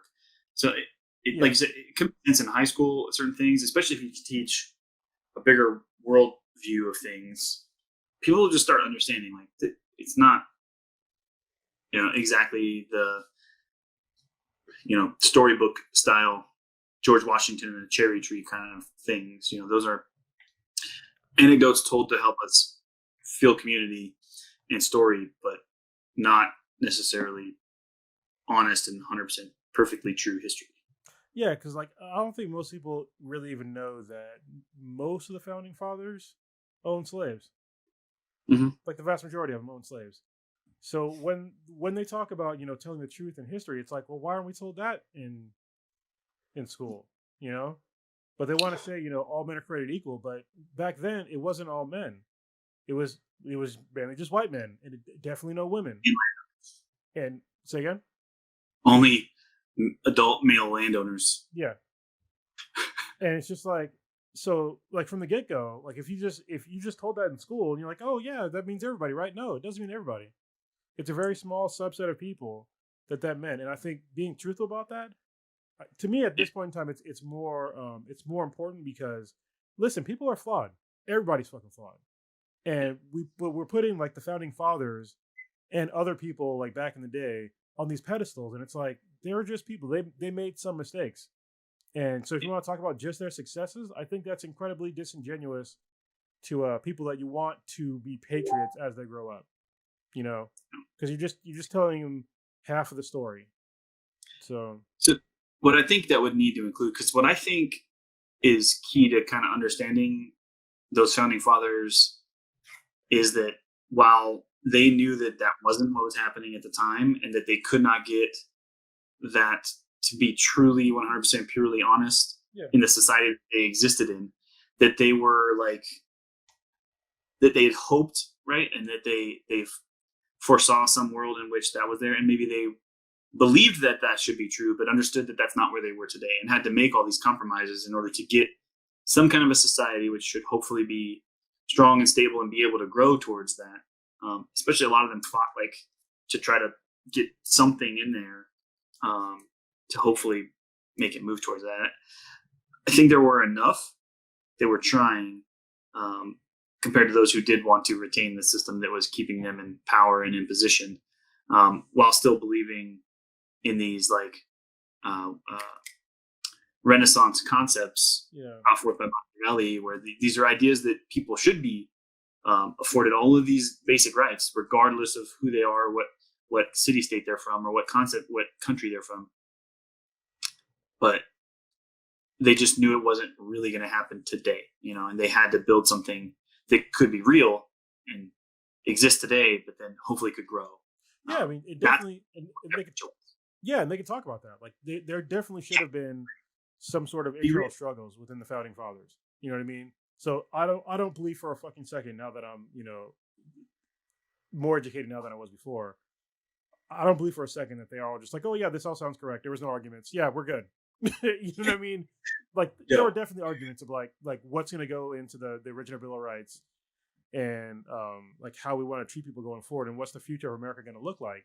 Like I'm sure that it was different from person to person, and I would love to hear at least some of that. I understand you can't teach all of it because you need to go to like more advanced history class, but you need to like stop sugarcoating like what happened in America. I mean, like we still have stories of like fucking Pocahontas and Christopher Columbus. Like these are all taught in school still, and like they're just bullshit stories. It's bullshit, and people just There's certainly not the story that you're told. Yeah, they did. Those are real stories. They just did not happen the way. Yeah. So yeah, just can you imagine because there's not one.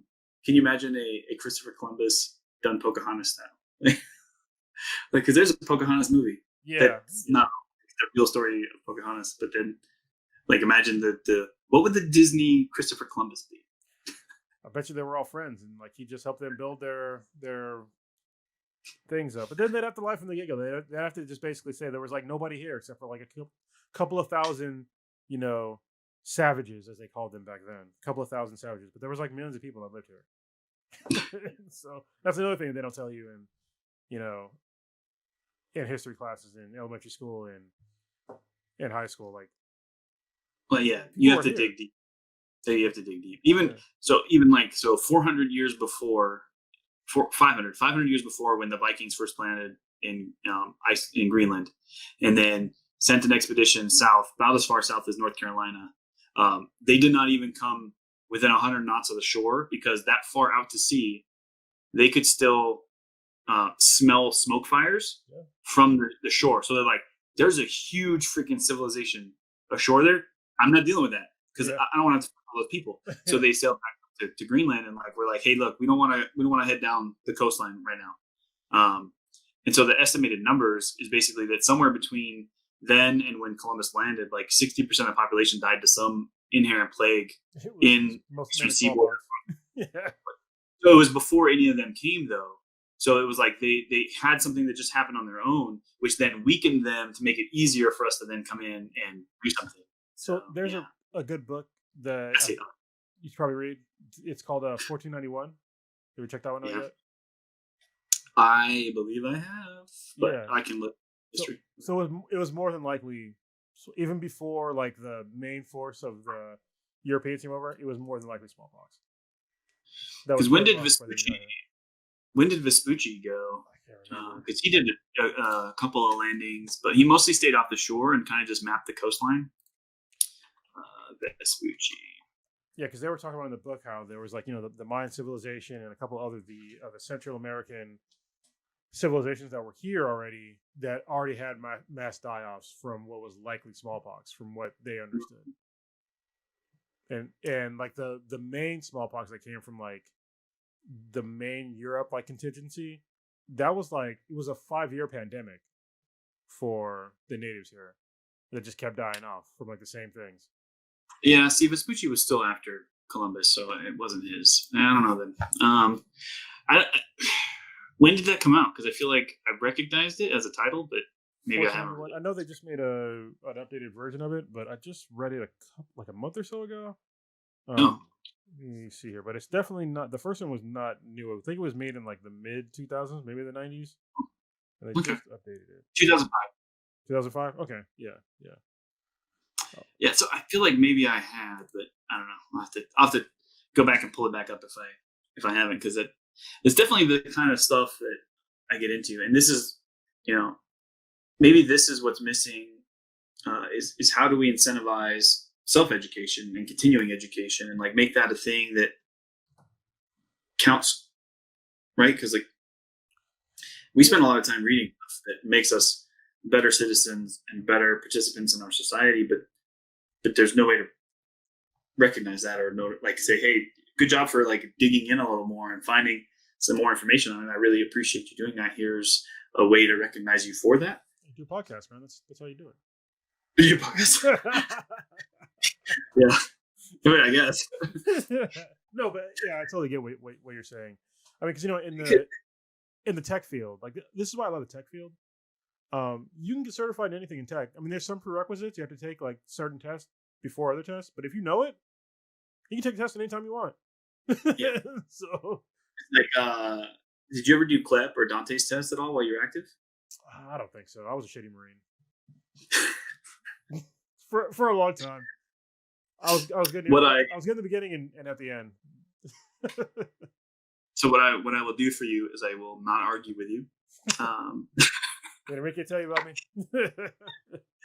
You have a little bit too. So, but so was I. Like, I definitely had my moments, but I think I was shitty for reasons that are still valid about my personal nature and character. Yeah. But because of now my rank and position, it's okay, and I don't like that, right? So I actually had this conversation with someone the other day. I was like, I showed up to my first duty station, and you heard my stories. Like, I learned that I had to take care of things, right? From living like that. And so Cindy and I got married. We had an apartment that we picked up ourselves, and we didn't even use housing or anything when we were in Pensacola. So we packed up all of our stuff, did a Diddy move, got a U-Haul, moved everything to San Diego, left the U-Haul with the U-Haul place, like loaded. We're like, hey, we can store this here and then unload it when we get back. They're like, no problem. Drove to Vancouver, drove back down, found an apartment, signed a lease, moved all our stuff in, and then I checked in. I was like, hey, I'm here to do some work now. And they're like, okay, let's get you over to housing and get you a house. I'm like, no, I'm good. I got an apartment and everything's good. Yeah. Like, you can't do that. I'm like, why not? You're an adult. Why would I know or expect you to do things like that for me? Like, if I needed to be in the barracks, I get that. But get an apartment? I didn't think you were doing that. But apparently that's the thing. I didn't know. But yeah, you take care of your own stuff. Oh, you get hammered when you're in Lance Corporal. So yeah, I moved out of the barracks when I was Lance Corporal, living with my brother. And there's like, you can't do that. I'm like, no, I can. I'm going to. Like, you can't force me to stay on base. Like, I'll be here on time. But there's nothing in the Marine Corps that says I need to live on base. Say again? Right, and your room would be clean. Yeah.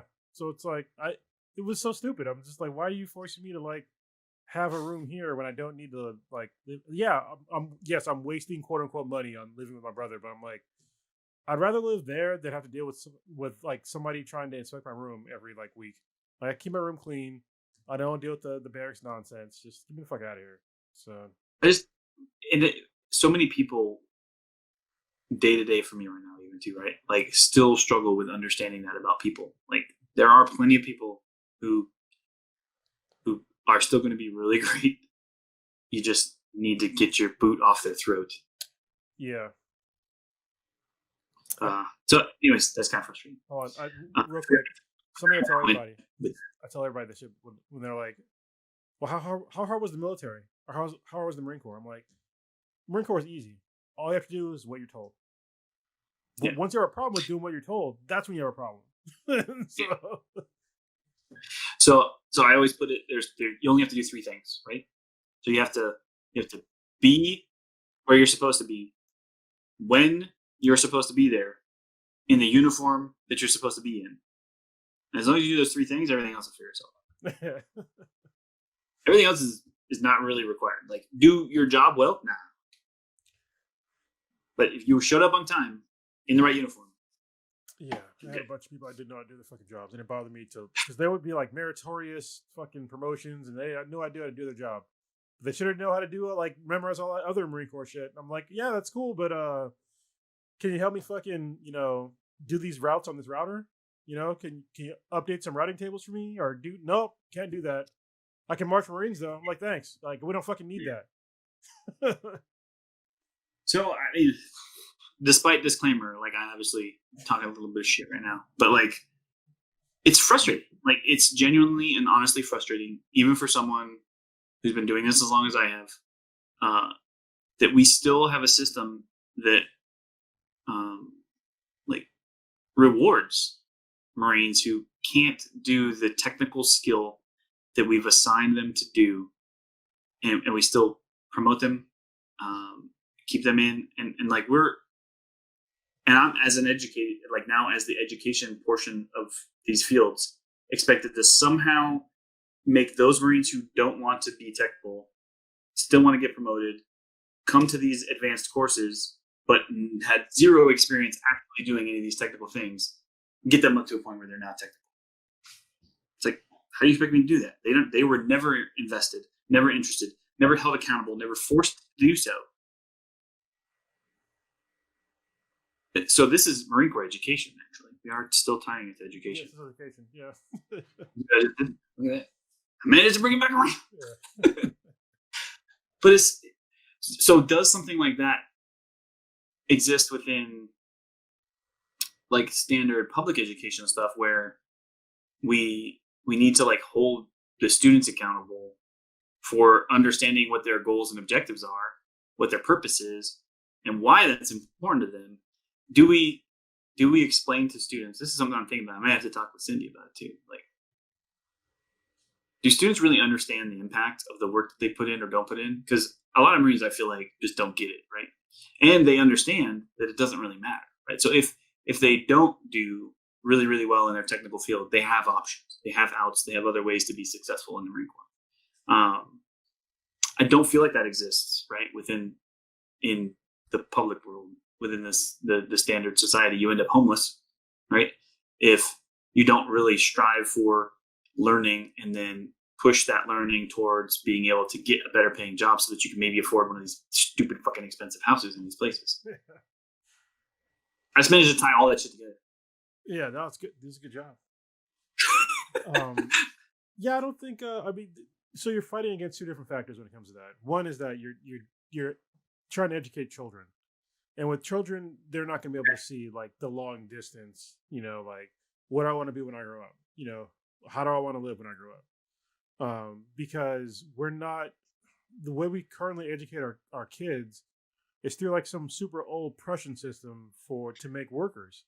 And so there's literally, like, 0 incentive for our kids to be, creative and really understand, like, where do you fit on this earth as a person? Other than, like, oh, I want to get a good job. Well, okay, well, first of all, what kind of good job do you want? And do you really want that? Like, you know what I mean? Like, people they don't put any sort of real thought into, like, what do they want to do. And I got lucky. I knew what I wanted to do since I was 11 years old. And I just fucking kept doing it.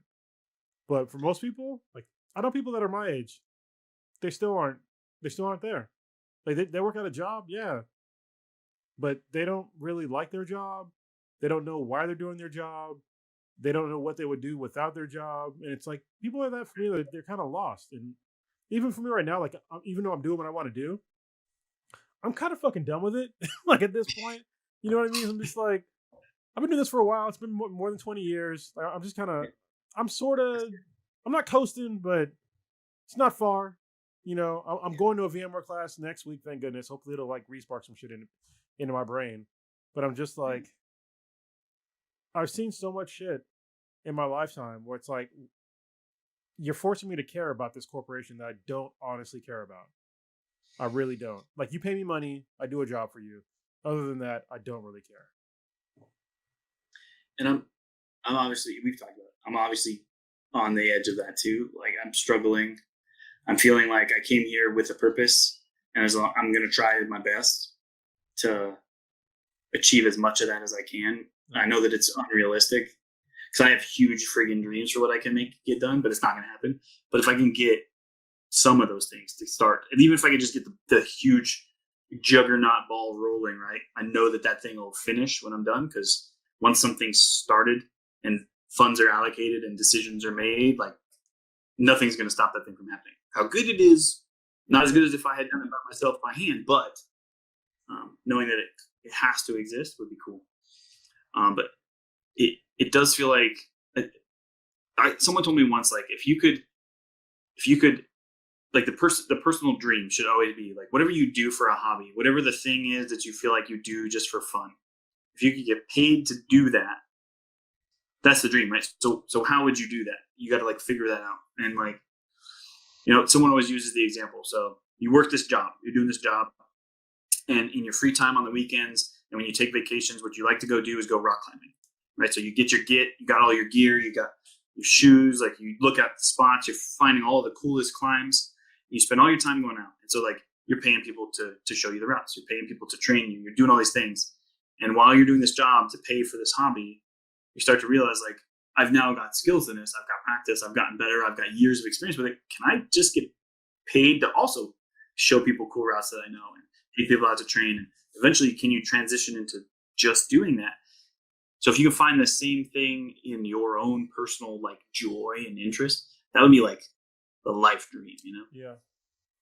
Yeah, but the problem is when you get paid a lot of money, it's like finding something that you want to do to replace your income.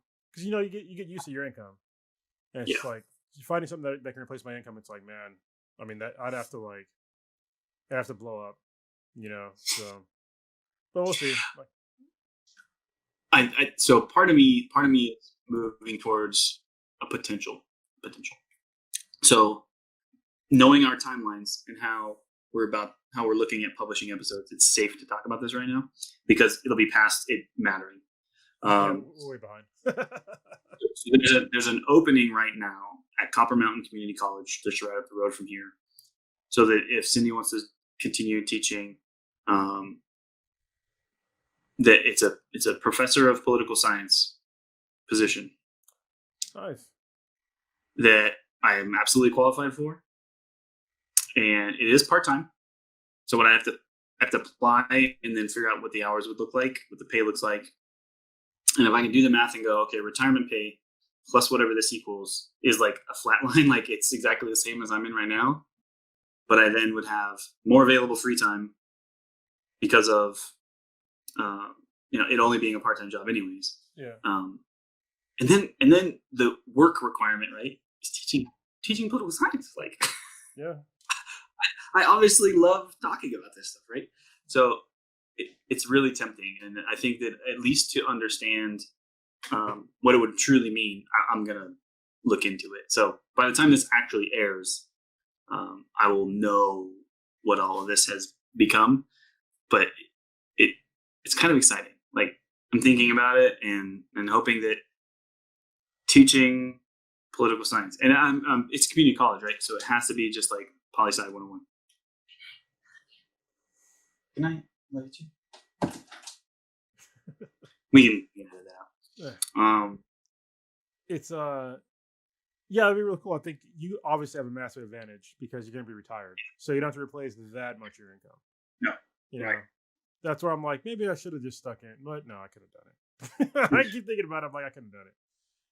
Could have done it. There are moments, right, where you, no matter what your choices are, you always look back at your choices and go, if I had chose differently, where would I be? And you can never really know.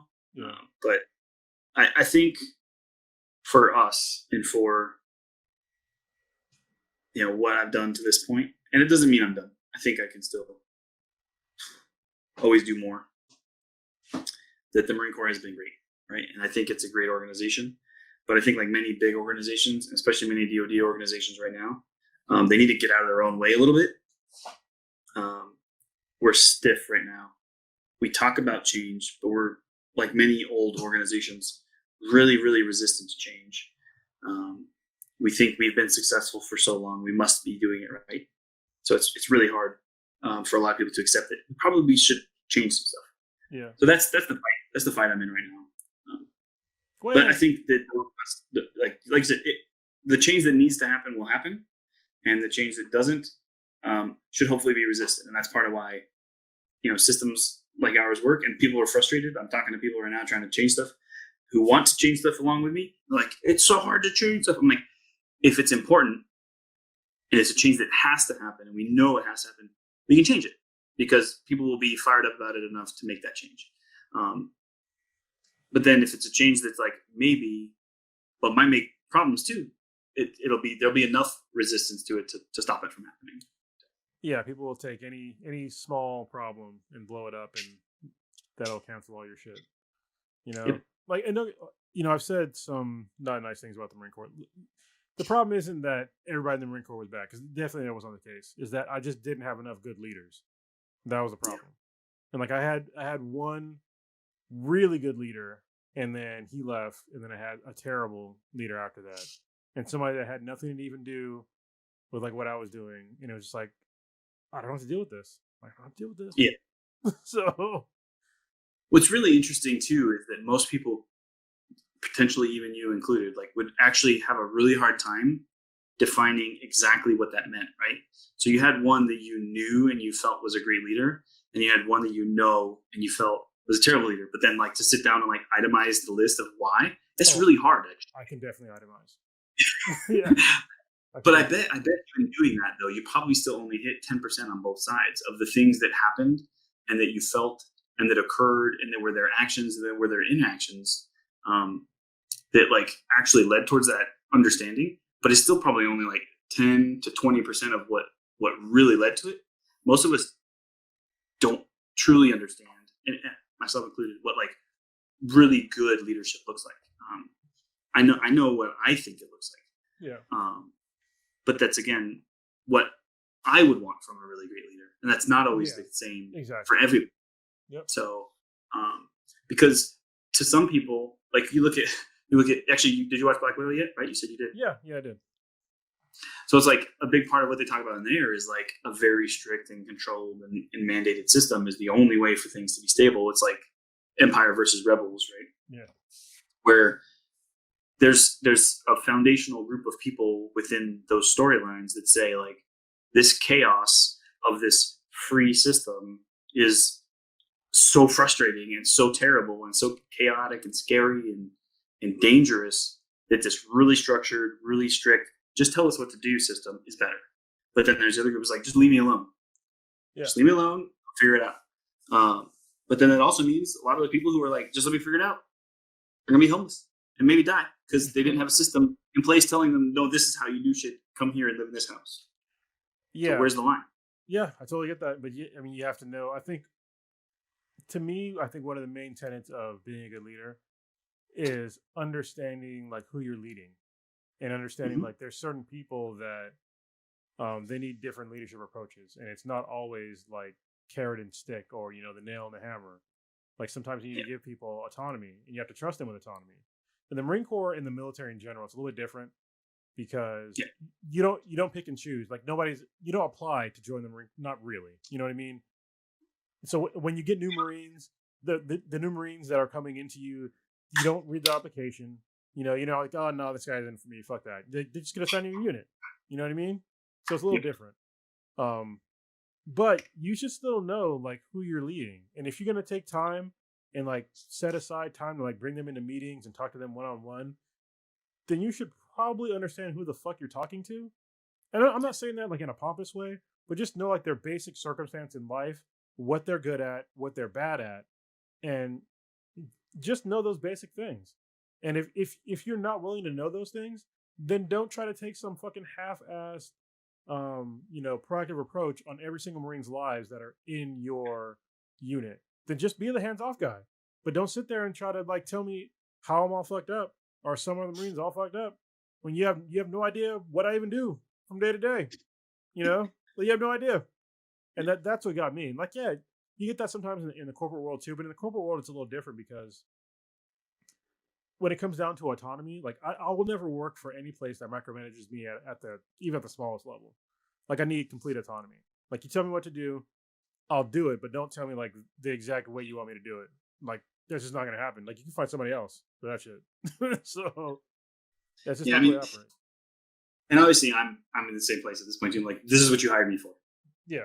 You've made me the person and the Marine with the rank that I am because you say, hey, this is a problem.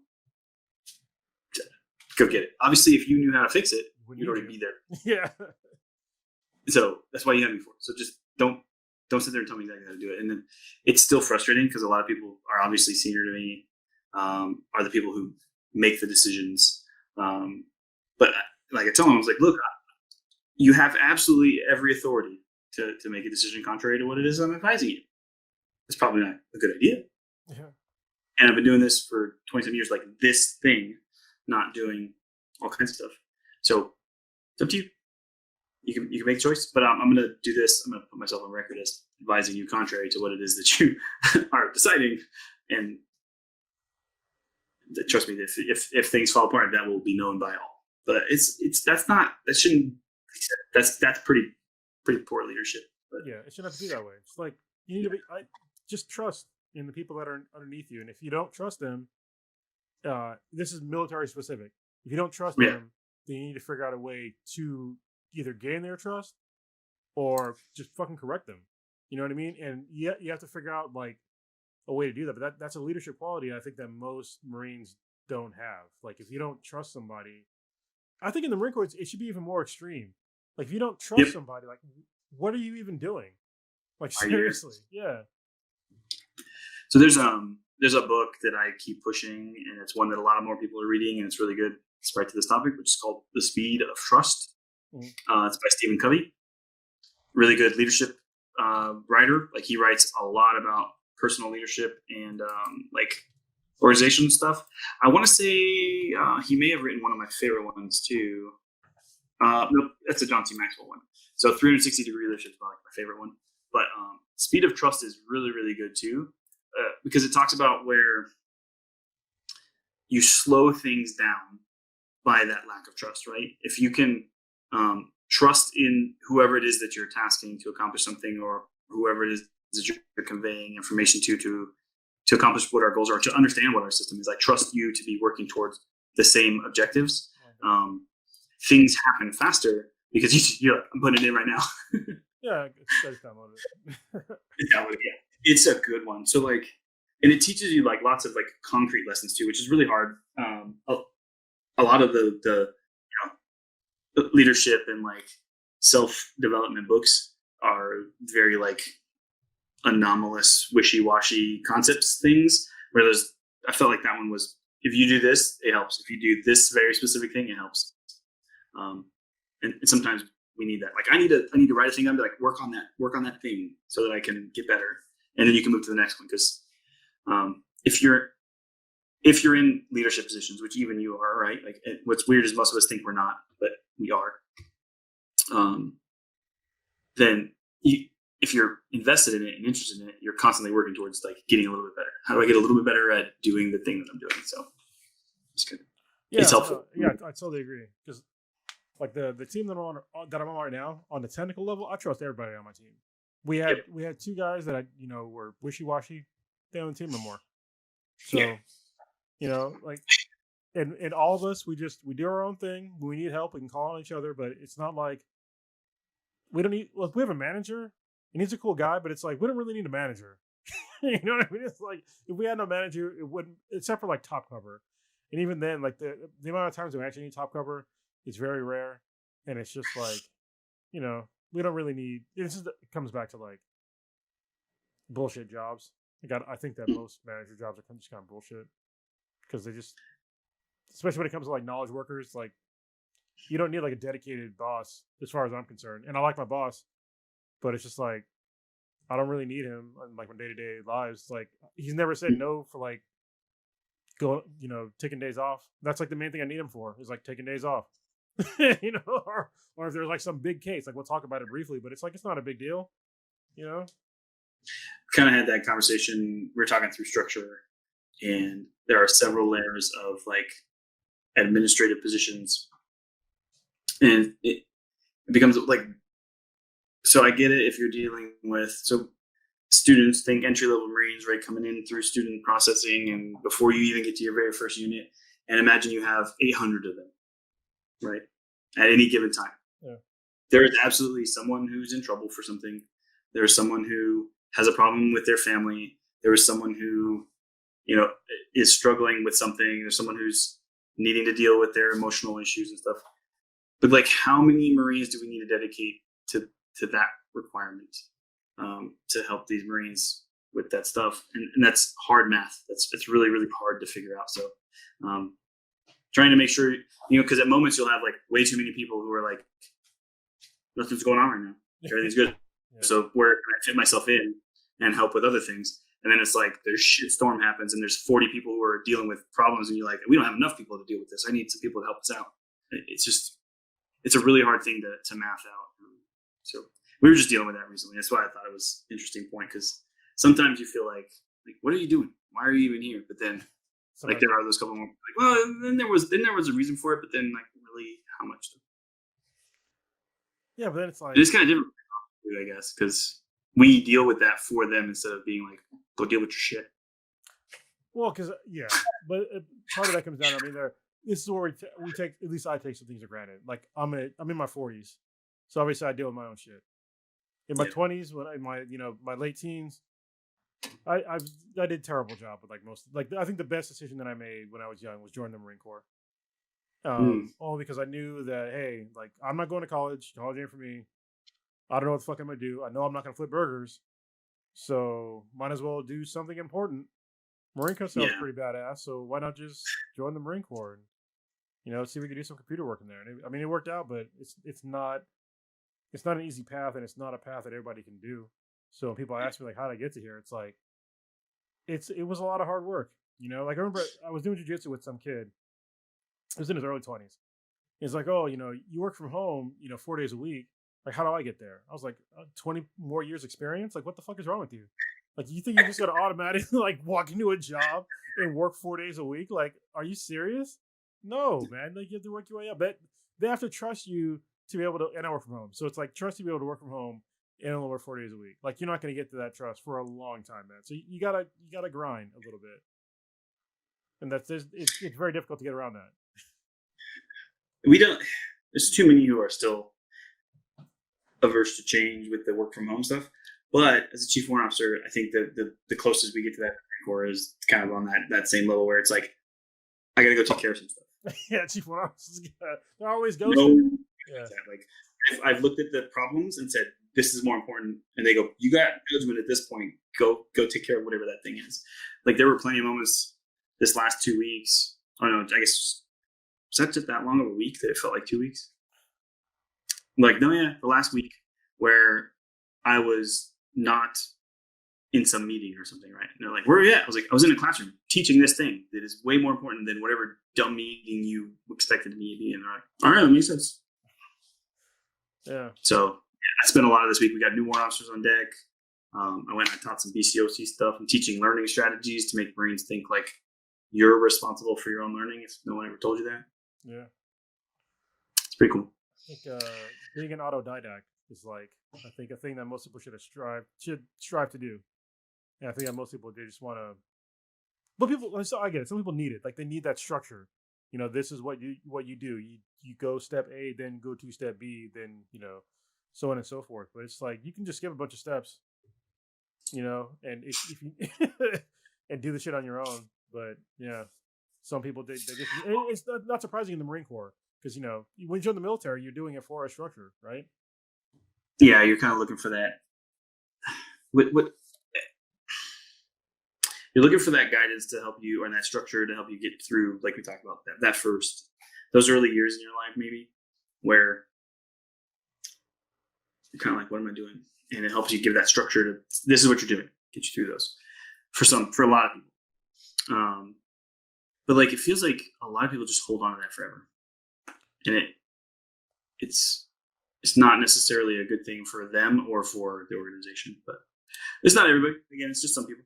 Well, but I think this gets back to less of the military education side than back to the more of a public education side. I think that's the way that our society has decided that we're going to do things. Like we're on this Prussian worker system to where we need people to like basically be at the bottom. Like we educate most people to be at the bottom. We've already made it so that if you want to go to college, it's so incredibly expensive unless you have, scholarships or something like that. And even then, you're not getting good education. If you're like on a sports scholarship, like you're probably not going to get good education no matter where you go. They're just going to push the sports on you. So we require a good portion of our population to be at the bottom to serve other people. And so I'm not surprised when we have like basically people that are designed to be drones. That's just the way we set it up. Did you see the kind of uproar over the Navy football player that's going to the NFL? No, but played for Navy, and is very, very good. Yeah. And then so that means attended the Naval Academy, had an expectation to serve in the Navy as an officer. Yeah. Or the Marine Corps. So Marine Corps officers a lot of times come from the Naval Academy too. But then they were like, the NFL wanted to draft him. So it's like, can I do that? Or this honestly a question. Most probably. There's not a common system in place for that. So I thought a lot of people I think there's a caveat. I think if you make there's a certain, this might be bullshit, I'm gonna look it up right now. But I think if you make over a certain amount of money and you're in the military, there's a way out. Yes. And I'm pretty sure if he joined the NFL, he'd have been a millionaire. That should have been his way out. So what he's looking to do is delay his obligation for service. That was the initial decision, so that he could play in the NFL. Which, like you said, he could then eventually just buy out his contract. Yeah. Contract time. But depending on the person, he may still want to serve and do that time. Be that person who served, right? But he also, in the prime of his life right now, was like, and I have people looking at me to play in the NFL, like, pass up that dream. A lot of people were really, really up in arms about this idea that he's going to not fulfill his requirement to be an officer and instead go play in the NFL. I was like, look, this is a net plus for the Navy. Yeah. 100%. Because every single game that guy plays in, for whatever team he plays for, every announcer is going to mention it. Oh, he was playing for Navy, we're supposed to serve as an officer, and then you get like Navy stuff. People are like, there's the Navy? And they go join the Navy. And suddenly recruiting is super easy for the Navy. Like, hey, we're good. I was like, this is a net plus. Let him go serve his time in the NFL and see how much better recruiting is after that. Trust me, it'll be good. Yeah, I think it's people don't look at it like the right kind of way. They're just like, oh, he's not going to serve his obligation, blah, blah, blah. I'm like, okay, it's one guy, first of all. It's not like a fucking, is he worth 500 people? No. Like, come on. If this one guy has a skill that can make him get paid millions of dollars, just why? I don't understand the big deal over it. Yeah, and put the Navy's name out there like that too. Yeah. I don't know. It didn't make sense to me how people were so frustrated when I'm like, this is an obviously good thing for the Navy in general, and probably then the DoD overall, because some of those people are going to go into the little recruiting office that's all of the services together and apply to the Navy because that guy was so cool, and they were like, nah, bro, you ain't joining the Navy. He was like, okay, walk across the street and join the Marine Corps. Yeah. We'll see. I could understand if we were more in active wars. Yeah, that's a big deal, but it's different now. Well, even then, though, we did that for for some people because the publicity that they generate is greater than the service they can provide while being active duty. It's just you have to measure those two things out. Well, it depends To on be who. pragmatic. I mean, famously, Muhammad Ali was just like, "No, I'm not doing it." They threw him in jail. So, Yeah. And he made millions. They just threw him in jail. I would, and I guess there's a difference between like a draft service, again, like you said, but if he had been already associated with the military and then done it, like, so like say he was in the Army as a boxer, boxed for the Army team, and then like, they're like, no, we're going to let you go be this professional boxer who's like, just happens to be crushing everybody. And always people are like, oh, he was in the Army. Yeah. Did you know that? It's a little bit of a different story than dodging it or like avoiding it or not wanting to serve. If you could have like, the smart play would have been, hey, go to boot camp and then go back right back to boxing, and you're now like the Army boxer guy or whatever. Like, if they played it right, they could have made that a huge thing. Yeah, but people have a hard time thinking that way. Yeah, no, I get it. We live in weird times. Well, even that was a long time ago, and people didn't think of that. Yeah. Because I bet if they had offered him an option. Yeah, okay, so hold on. I'm looking this up on Snopes, and it says that active duty servicemen or women, which is weird to be service people or whatever, can be honorably discharged should they be on the receiving end of an unexpected windfall. Yeah. So yeah, that's what I understood as well. And I mean, if you're getting $1 million contract, that's a fucking windfall. Yeah. So, he's not active duty. He was a reservist? No, he's still in the Naval Academy. Oh, what the? Just fucking quit then. Yeah. Yeah. He can't, like, you sign up. It's weird. So they sign up and the Navy pays for that college. So he's getting his degree and able to join the NFL, right? Mm. All of that was taken care of because he said he was going to join the Navy. So if he's graduating, he would have done like his I don't know what it is for the Navy, OCS equivalent during his junior year. And then when he completes college, then he goes to like final training and goes out to the Navy. So it's like not actually he hasn't completed all his training to the point where he's now active duty. But it still should apply. Like, and I think that's why there were people like, what's the rules here? And that's how I was like, what are the rules? So I could just follow the rules. Yeah. Instead of just thinking your way through, like, what would be the best solution to this problem? Yeah, I'm reading a story about a seaman, Don Burdett. He was one of thousands of sailors on the USS Nimitz in 2004, but he was one to win millions. And after he hit the lottery for $6.5 million, a couple of days later, the Navy was like, "All right, you're out of here," and he got out. Yeah, because you wouldn't want a millionaire in the insubordination would be huge. Because like honestly, like if I was a millionaire and you try to yell at me, do something, like no, like get the fuck out of here. Like discharge me. I don't care. Like, why would you care? And that's why a lot of times they force it. Like, nope, you're done. Yeah. Goodbye. You can waive it, or you can like write a whole bunch of stuff. You can try to do it, but like I could imagine me right now. Like if I just suddenly got millions and millions of dollars, they should offer me at least the opportunity to be like, look, you think I've been doing it this long because you're paying me well? Like, obviously it's because I think what I'm doing right now is important, and I'm going to be very happy about having these millions of dollars. And when I take leave, I'll be driving my awesome quads out in the OHV area, and like I'll be taking my much nicer RV than I have right now to go travel places. But like, I still want to do this job. I still think what I'm doing is important, and they should allow people the opportunity to be like, trust me, it's not going to change me. But I think you do probably need to be above a certain rank at some point. Like any of the first enlistment people, like, nah, you're good. Just out. Go away, because you can't just follow rules. Sometimes you can't follow orders. Can't do certain things. Yeah, I think if people are listening to this, well, like, why don't you just listen to the rules? Like, if I give you a bunch of money, why would you listen to anybody? Yeah. Like, if I give you millions of dollars a year, like all you got to do is just basically, like, obviously don't break laws, but when it comes to like some potential asshole, not definitely an asshole, but some potential asshole just telling you what to do every day, why would you do that? What's the end goal there? Like, yeah, if you want to serve your country, I get that, but I mean, you can serve your country just by paying taxes too. Yeah. I mean, I could see if you're like flying jets or something. You're like, I've been dreaming my whole life to fly a fighter aircraft. Like, you're not going to do that somewhere else. It's like, hey, just let me finish. I mean, We look finished a how couple much years money ago. you have. You know, Worf from what is Michael Dorn? He flies jets still. Yeah. You just buy a jet and fly. You obviously won't have guns on it, unless you have like Jeff Bezos Jet is money. like an F4. Yeah, you can buy old ones. Yeah, like a 30-year-old jet. No, I want to fly an F-35, man. like, okay, go fly that thing. Fly that thing and enjoy yourself. I But wonder if you're the CEO of like Lockheed Martin, if you could just get it in there. Like, hey, I want to fly this fucking jet. You know, I want to fly this fighter plane. I wonder if they do that. I imagine they'd be flying whatever the next thing is. Probably, yeah. It's probably Like, what's no, because you need some new pilot flying your experimental aircraft.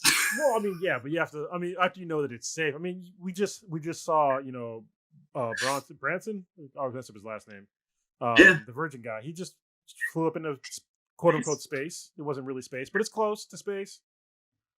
It's close. There's less atmosphere than any of us can take. So sure, space. Yeah, like me and my girlfriend almost got in an argument about it. I'm like, he wasn't.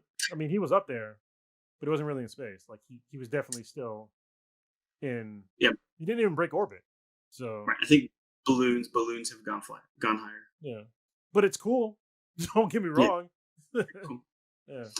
Like, well, and actually on the F-35, the first female Marine F-35 pilot just started flying. Nice. It's pretty awesome. That is pretty cool. I think that's time. It is. We're right we there. talked. We only had minutes left. Yeah, but we didn't go in as deep as maybe as we sometimes do. But this was more one of those ones. Like, I think it needs to be conceptually discussed first, and then I think maybe we can find a specific aspect of what we talked about today that can be a little more deep dive. I do feel like we kind of touched on homelessness, which I think definitely needs to be its own separate discussion.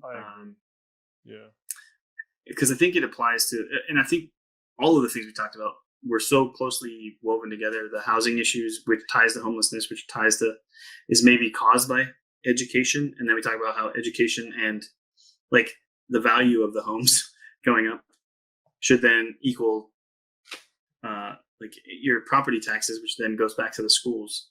So they are all interconnected. And what I think that's an important thing to understand is changing any one part of things. We need to understand what other impacts it could have in a lot of other concepts. And a thing like something as simple as, hey, I'd like to be able to rent out this place when I'm not here because it's like timeshares, but I want to make it easier. Let's start a company and make it Airbnb, and like not realizing like that's kind of crushed some housing markets, especially in areas that people visit. It just, and has now possibly instigated this huge wave of homelessness across the country. I mean, it's definitely part of the problem. And now we already have, you know, certain news outlets that are talking about, oh, it's going to be a great thing when, you know, we become a renters nation. I'm like, no, it's not, because you can't. Excuse me. You literally cannot pass down wealth. Like the vast majority of people in America, the way they pass down their wealth is either through death or through real estate. Usually through real estate. You're going to die anyway, but not everybody has life insurance. Most people should be able to own a home, but these corporations and these pundits keep making it, you know, minimizing the fact that, you know, if you don't have a home, then you're missing out a giant chunk of wealth that other people have access to, and they're going to keep pricing people out. And I don't have high hopes for like the future when it comes to like all these. It's just one chink in the armor of the future, yeah. But it's a huge one. It's like not being able to pass down wealth to your kids. So they can't. It's going to be very hard for them to make their lives better. Because if you look at like people right now, like look at like a lot of the billionaires. Most of their wealth was passed down to them. Yeah, I'm like, except for Jeff Bezos. He's the only one. Like you want to talk about Elon Musk? He's not a self-made millionaire. Bill Gates? He's not a self-made millionaire. You know, none of them are. You know, it's all passed down. Yeah, definitely able to attend like the best schools and have access to the best things at the time when it was important. So that was a big thing for Gates, right? Was he had access to computers and understood these systems way earlier than a lot of people did, and thought I could definitely make this better, which is nothing. I'm not downplaying how important that was, but Yeah. a lot of people didn't have access to that stuff at the same time as he did because he came from a pretty well off family, so he was able to access all these best systems at these schools, and he got a lot of extra hours on the computers too. If I remember from the way I read that story too, it was like, oh well, we know that you're good for these hours, where they just let him in for all these extra hours worth of access time, than more than any other student got. That's back when you had to pay for extra time on a computer. Yeah. Like that's a legit thing. I remember you had to pay for when you're on a database. I'm not sorry, not a mainframe. You had to pay for your time on a mainframe. Yeah, back when it took up the entire room. Yeah, and bugs were literally bugs. All right, wrap it up. Okay, we still don't have a really concrete way to do this, but we appreciate you guys hanging out with us while we talked about stuff that interests us, and hopefully talked about how it applies to us and to society and to what our relationships are with those responsibilities and requirements to each other. Hey, but also, since I did, whenever it comes up and you have an opportunity to do so, get out there and vote. Look at who it is you're voting for or what the decision is you're helping to make, and understand it a little bit. Granted, you make really good points, Kr0nus, that maybe what he was saying is very pre-Third Reich, very I'm trying to build this system and not realizing how far that thing could snowball. But I did look into some other articles about him and understand it's if I wrote those things, I'm sure someone could nitpick it and think oh my gosh, he's an insane person. But I know that there's got to be other people out there like me who feel like if we start with civic responsibility and ownership of your society and being a part of it and being involved and caring about other people, that if we just start there, everything else will come around. And I don't know, I immediately reading that felt like that kindred spirit feeling. It was okay, I gotta do the research and keep digging, but I really just want to fill this box in right now. Yeah. But get out there and read about them, read about candidates. And here's what I'll tell you too, is if your state doesn't and your county doesn't already do that and provide you with access to your candidate's information and the ballots or whatever it is that you're voting on, find out who the county or whatever district you're voting in commissioner is for elections, and write them and say, this is the thing we need access to. Yeah, there's also a couple of really good websites that you can go to that basically summarize most candidates and anything that's on your ballot. I forget what I used last time, but it was a certain God damn, I can't remember the name of it. But there's a couple of websites out there where you can just look up you put in your zip code and it tells you exactly what's going to be in your ballot, and you can click on all those things and every single person that's on there and learn their background and what they're running on and what these actual bills and whatever various things are going to do. So the pros and cons. When I showed you this app that I use called Countable, but then it changed its name recently. You remember what it was called? It's Issues now, or no? I was thinking of Ballotpedia. I think that's one of the ones that I use. But so the app used to be called Countable. I'll make sure to get you a link to it, and maybe we can add it to the description in the video at least. But yeah, it basically kind of any new topic that comes up, it lets you know what's going on. But what's really cool about it for me is when votes are happening in Congress, it lets you know that a vote's about to happen, or lets you know that your congressperson just voted on something, and you can go see how they voted. So then you can read about the topic and go, I voted for you, and more I'm watching how you vote.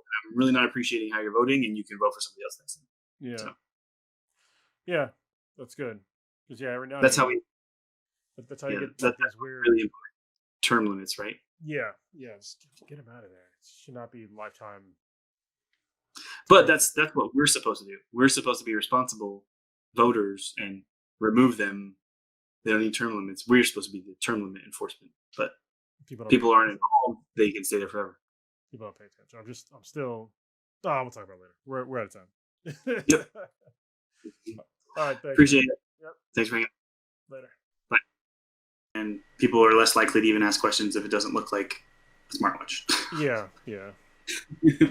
Well, it still does track your GPS, doesn't it? So.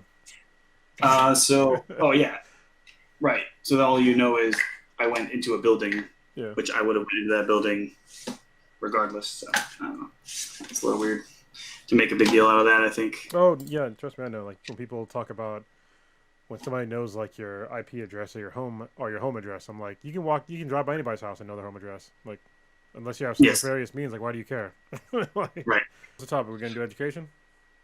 Yeah, and it doesn't have to be like with a specific purpose. Just the idea that if this is a thing that we accept today, is a standard, normal, provided thing, but that wasn't always the case, and that what does right look like, when it comes to education and the government taking care of it. Yeah, so that'll put us out at 11. Maybe it'll be earlier. We'll see. But 11 o'clock is gonna be as late as we can go. So I didn't sleep early last night because my daughter, she stayed up late and had a bunch of sugar, and she had like a bunch of like crazy nightmares in the middle of the night getting up and shit like that. So Yeah, that's rough.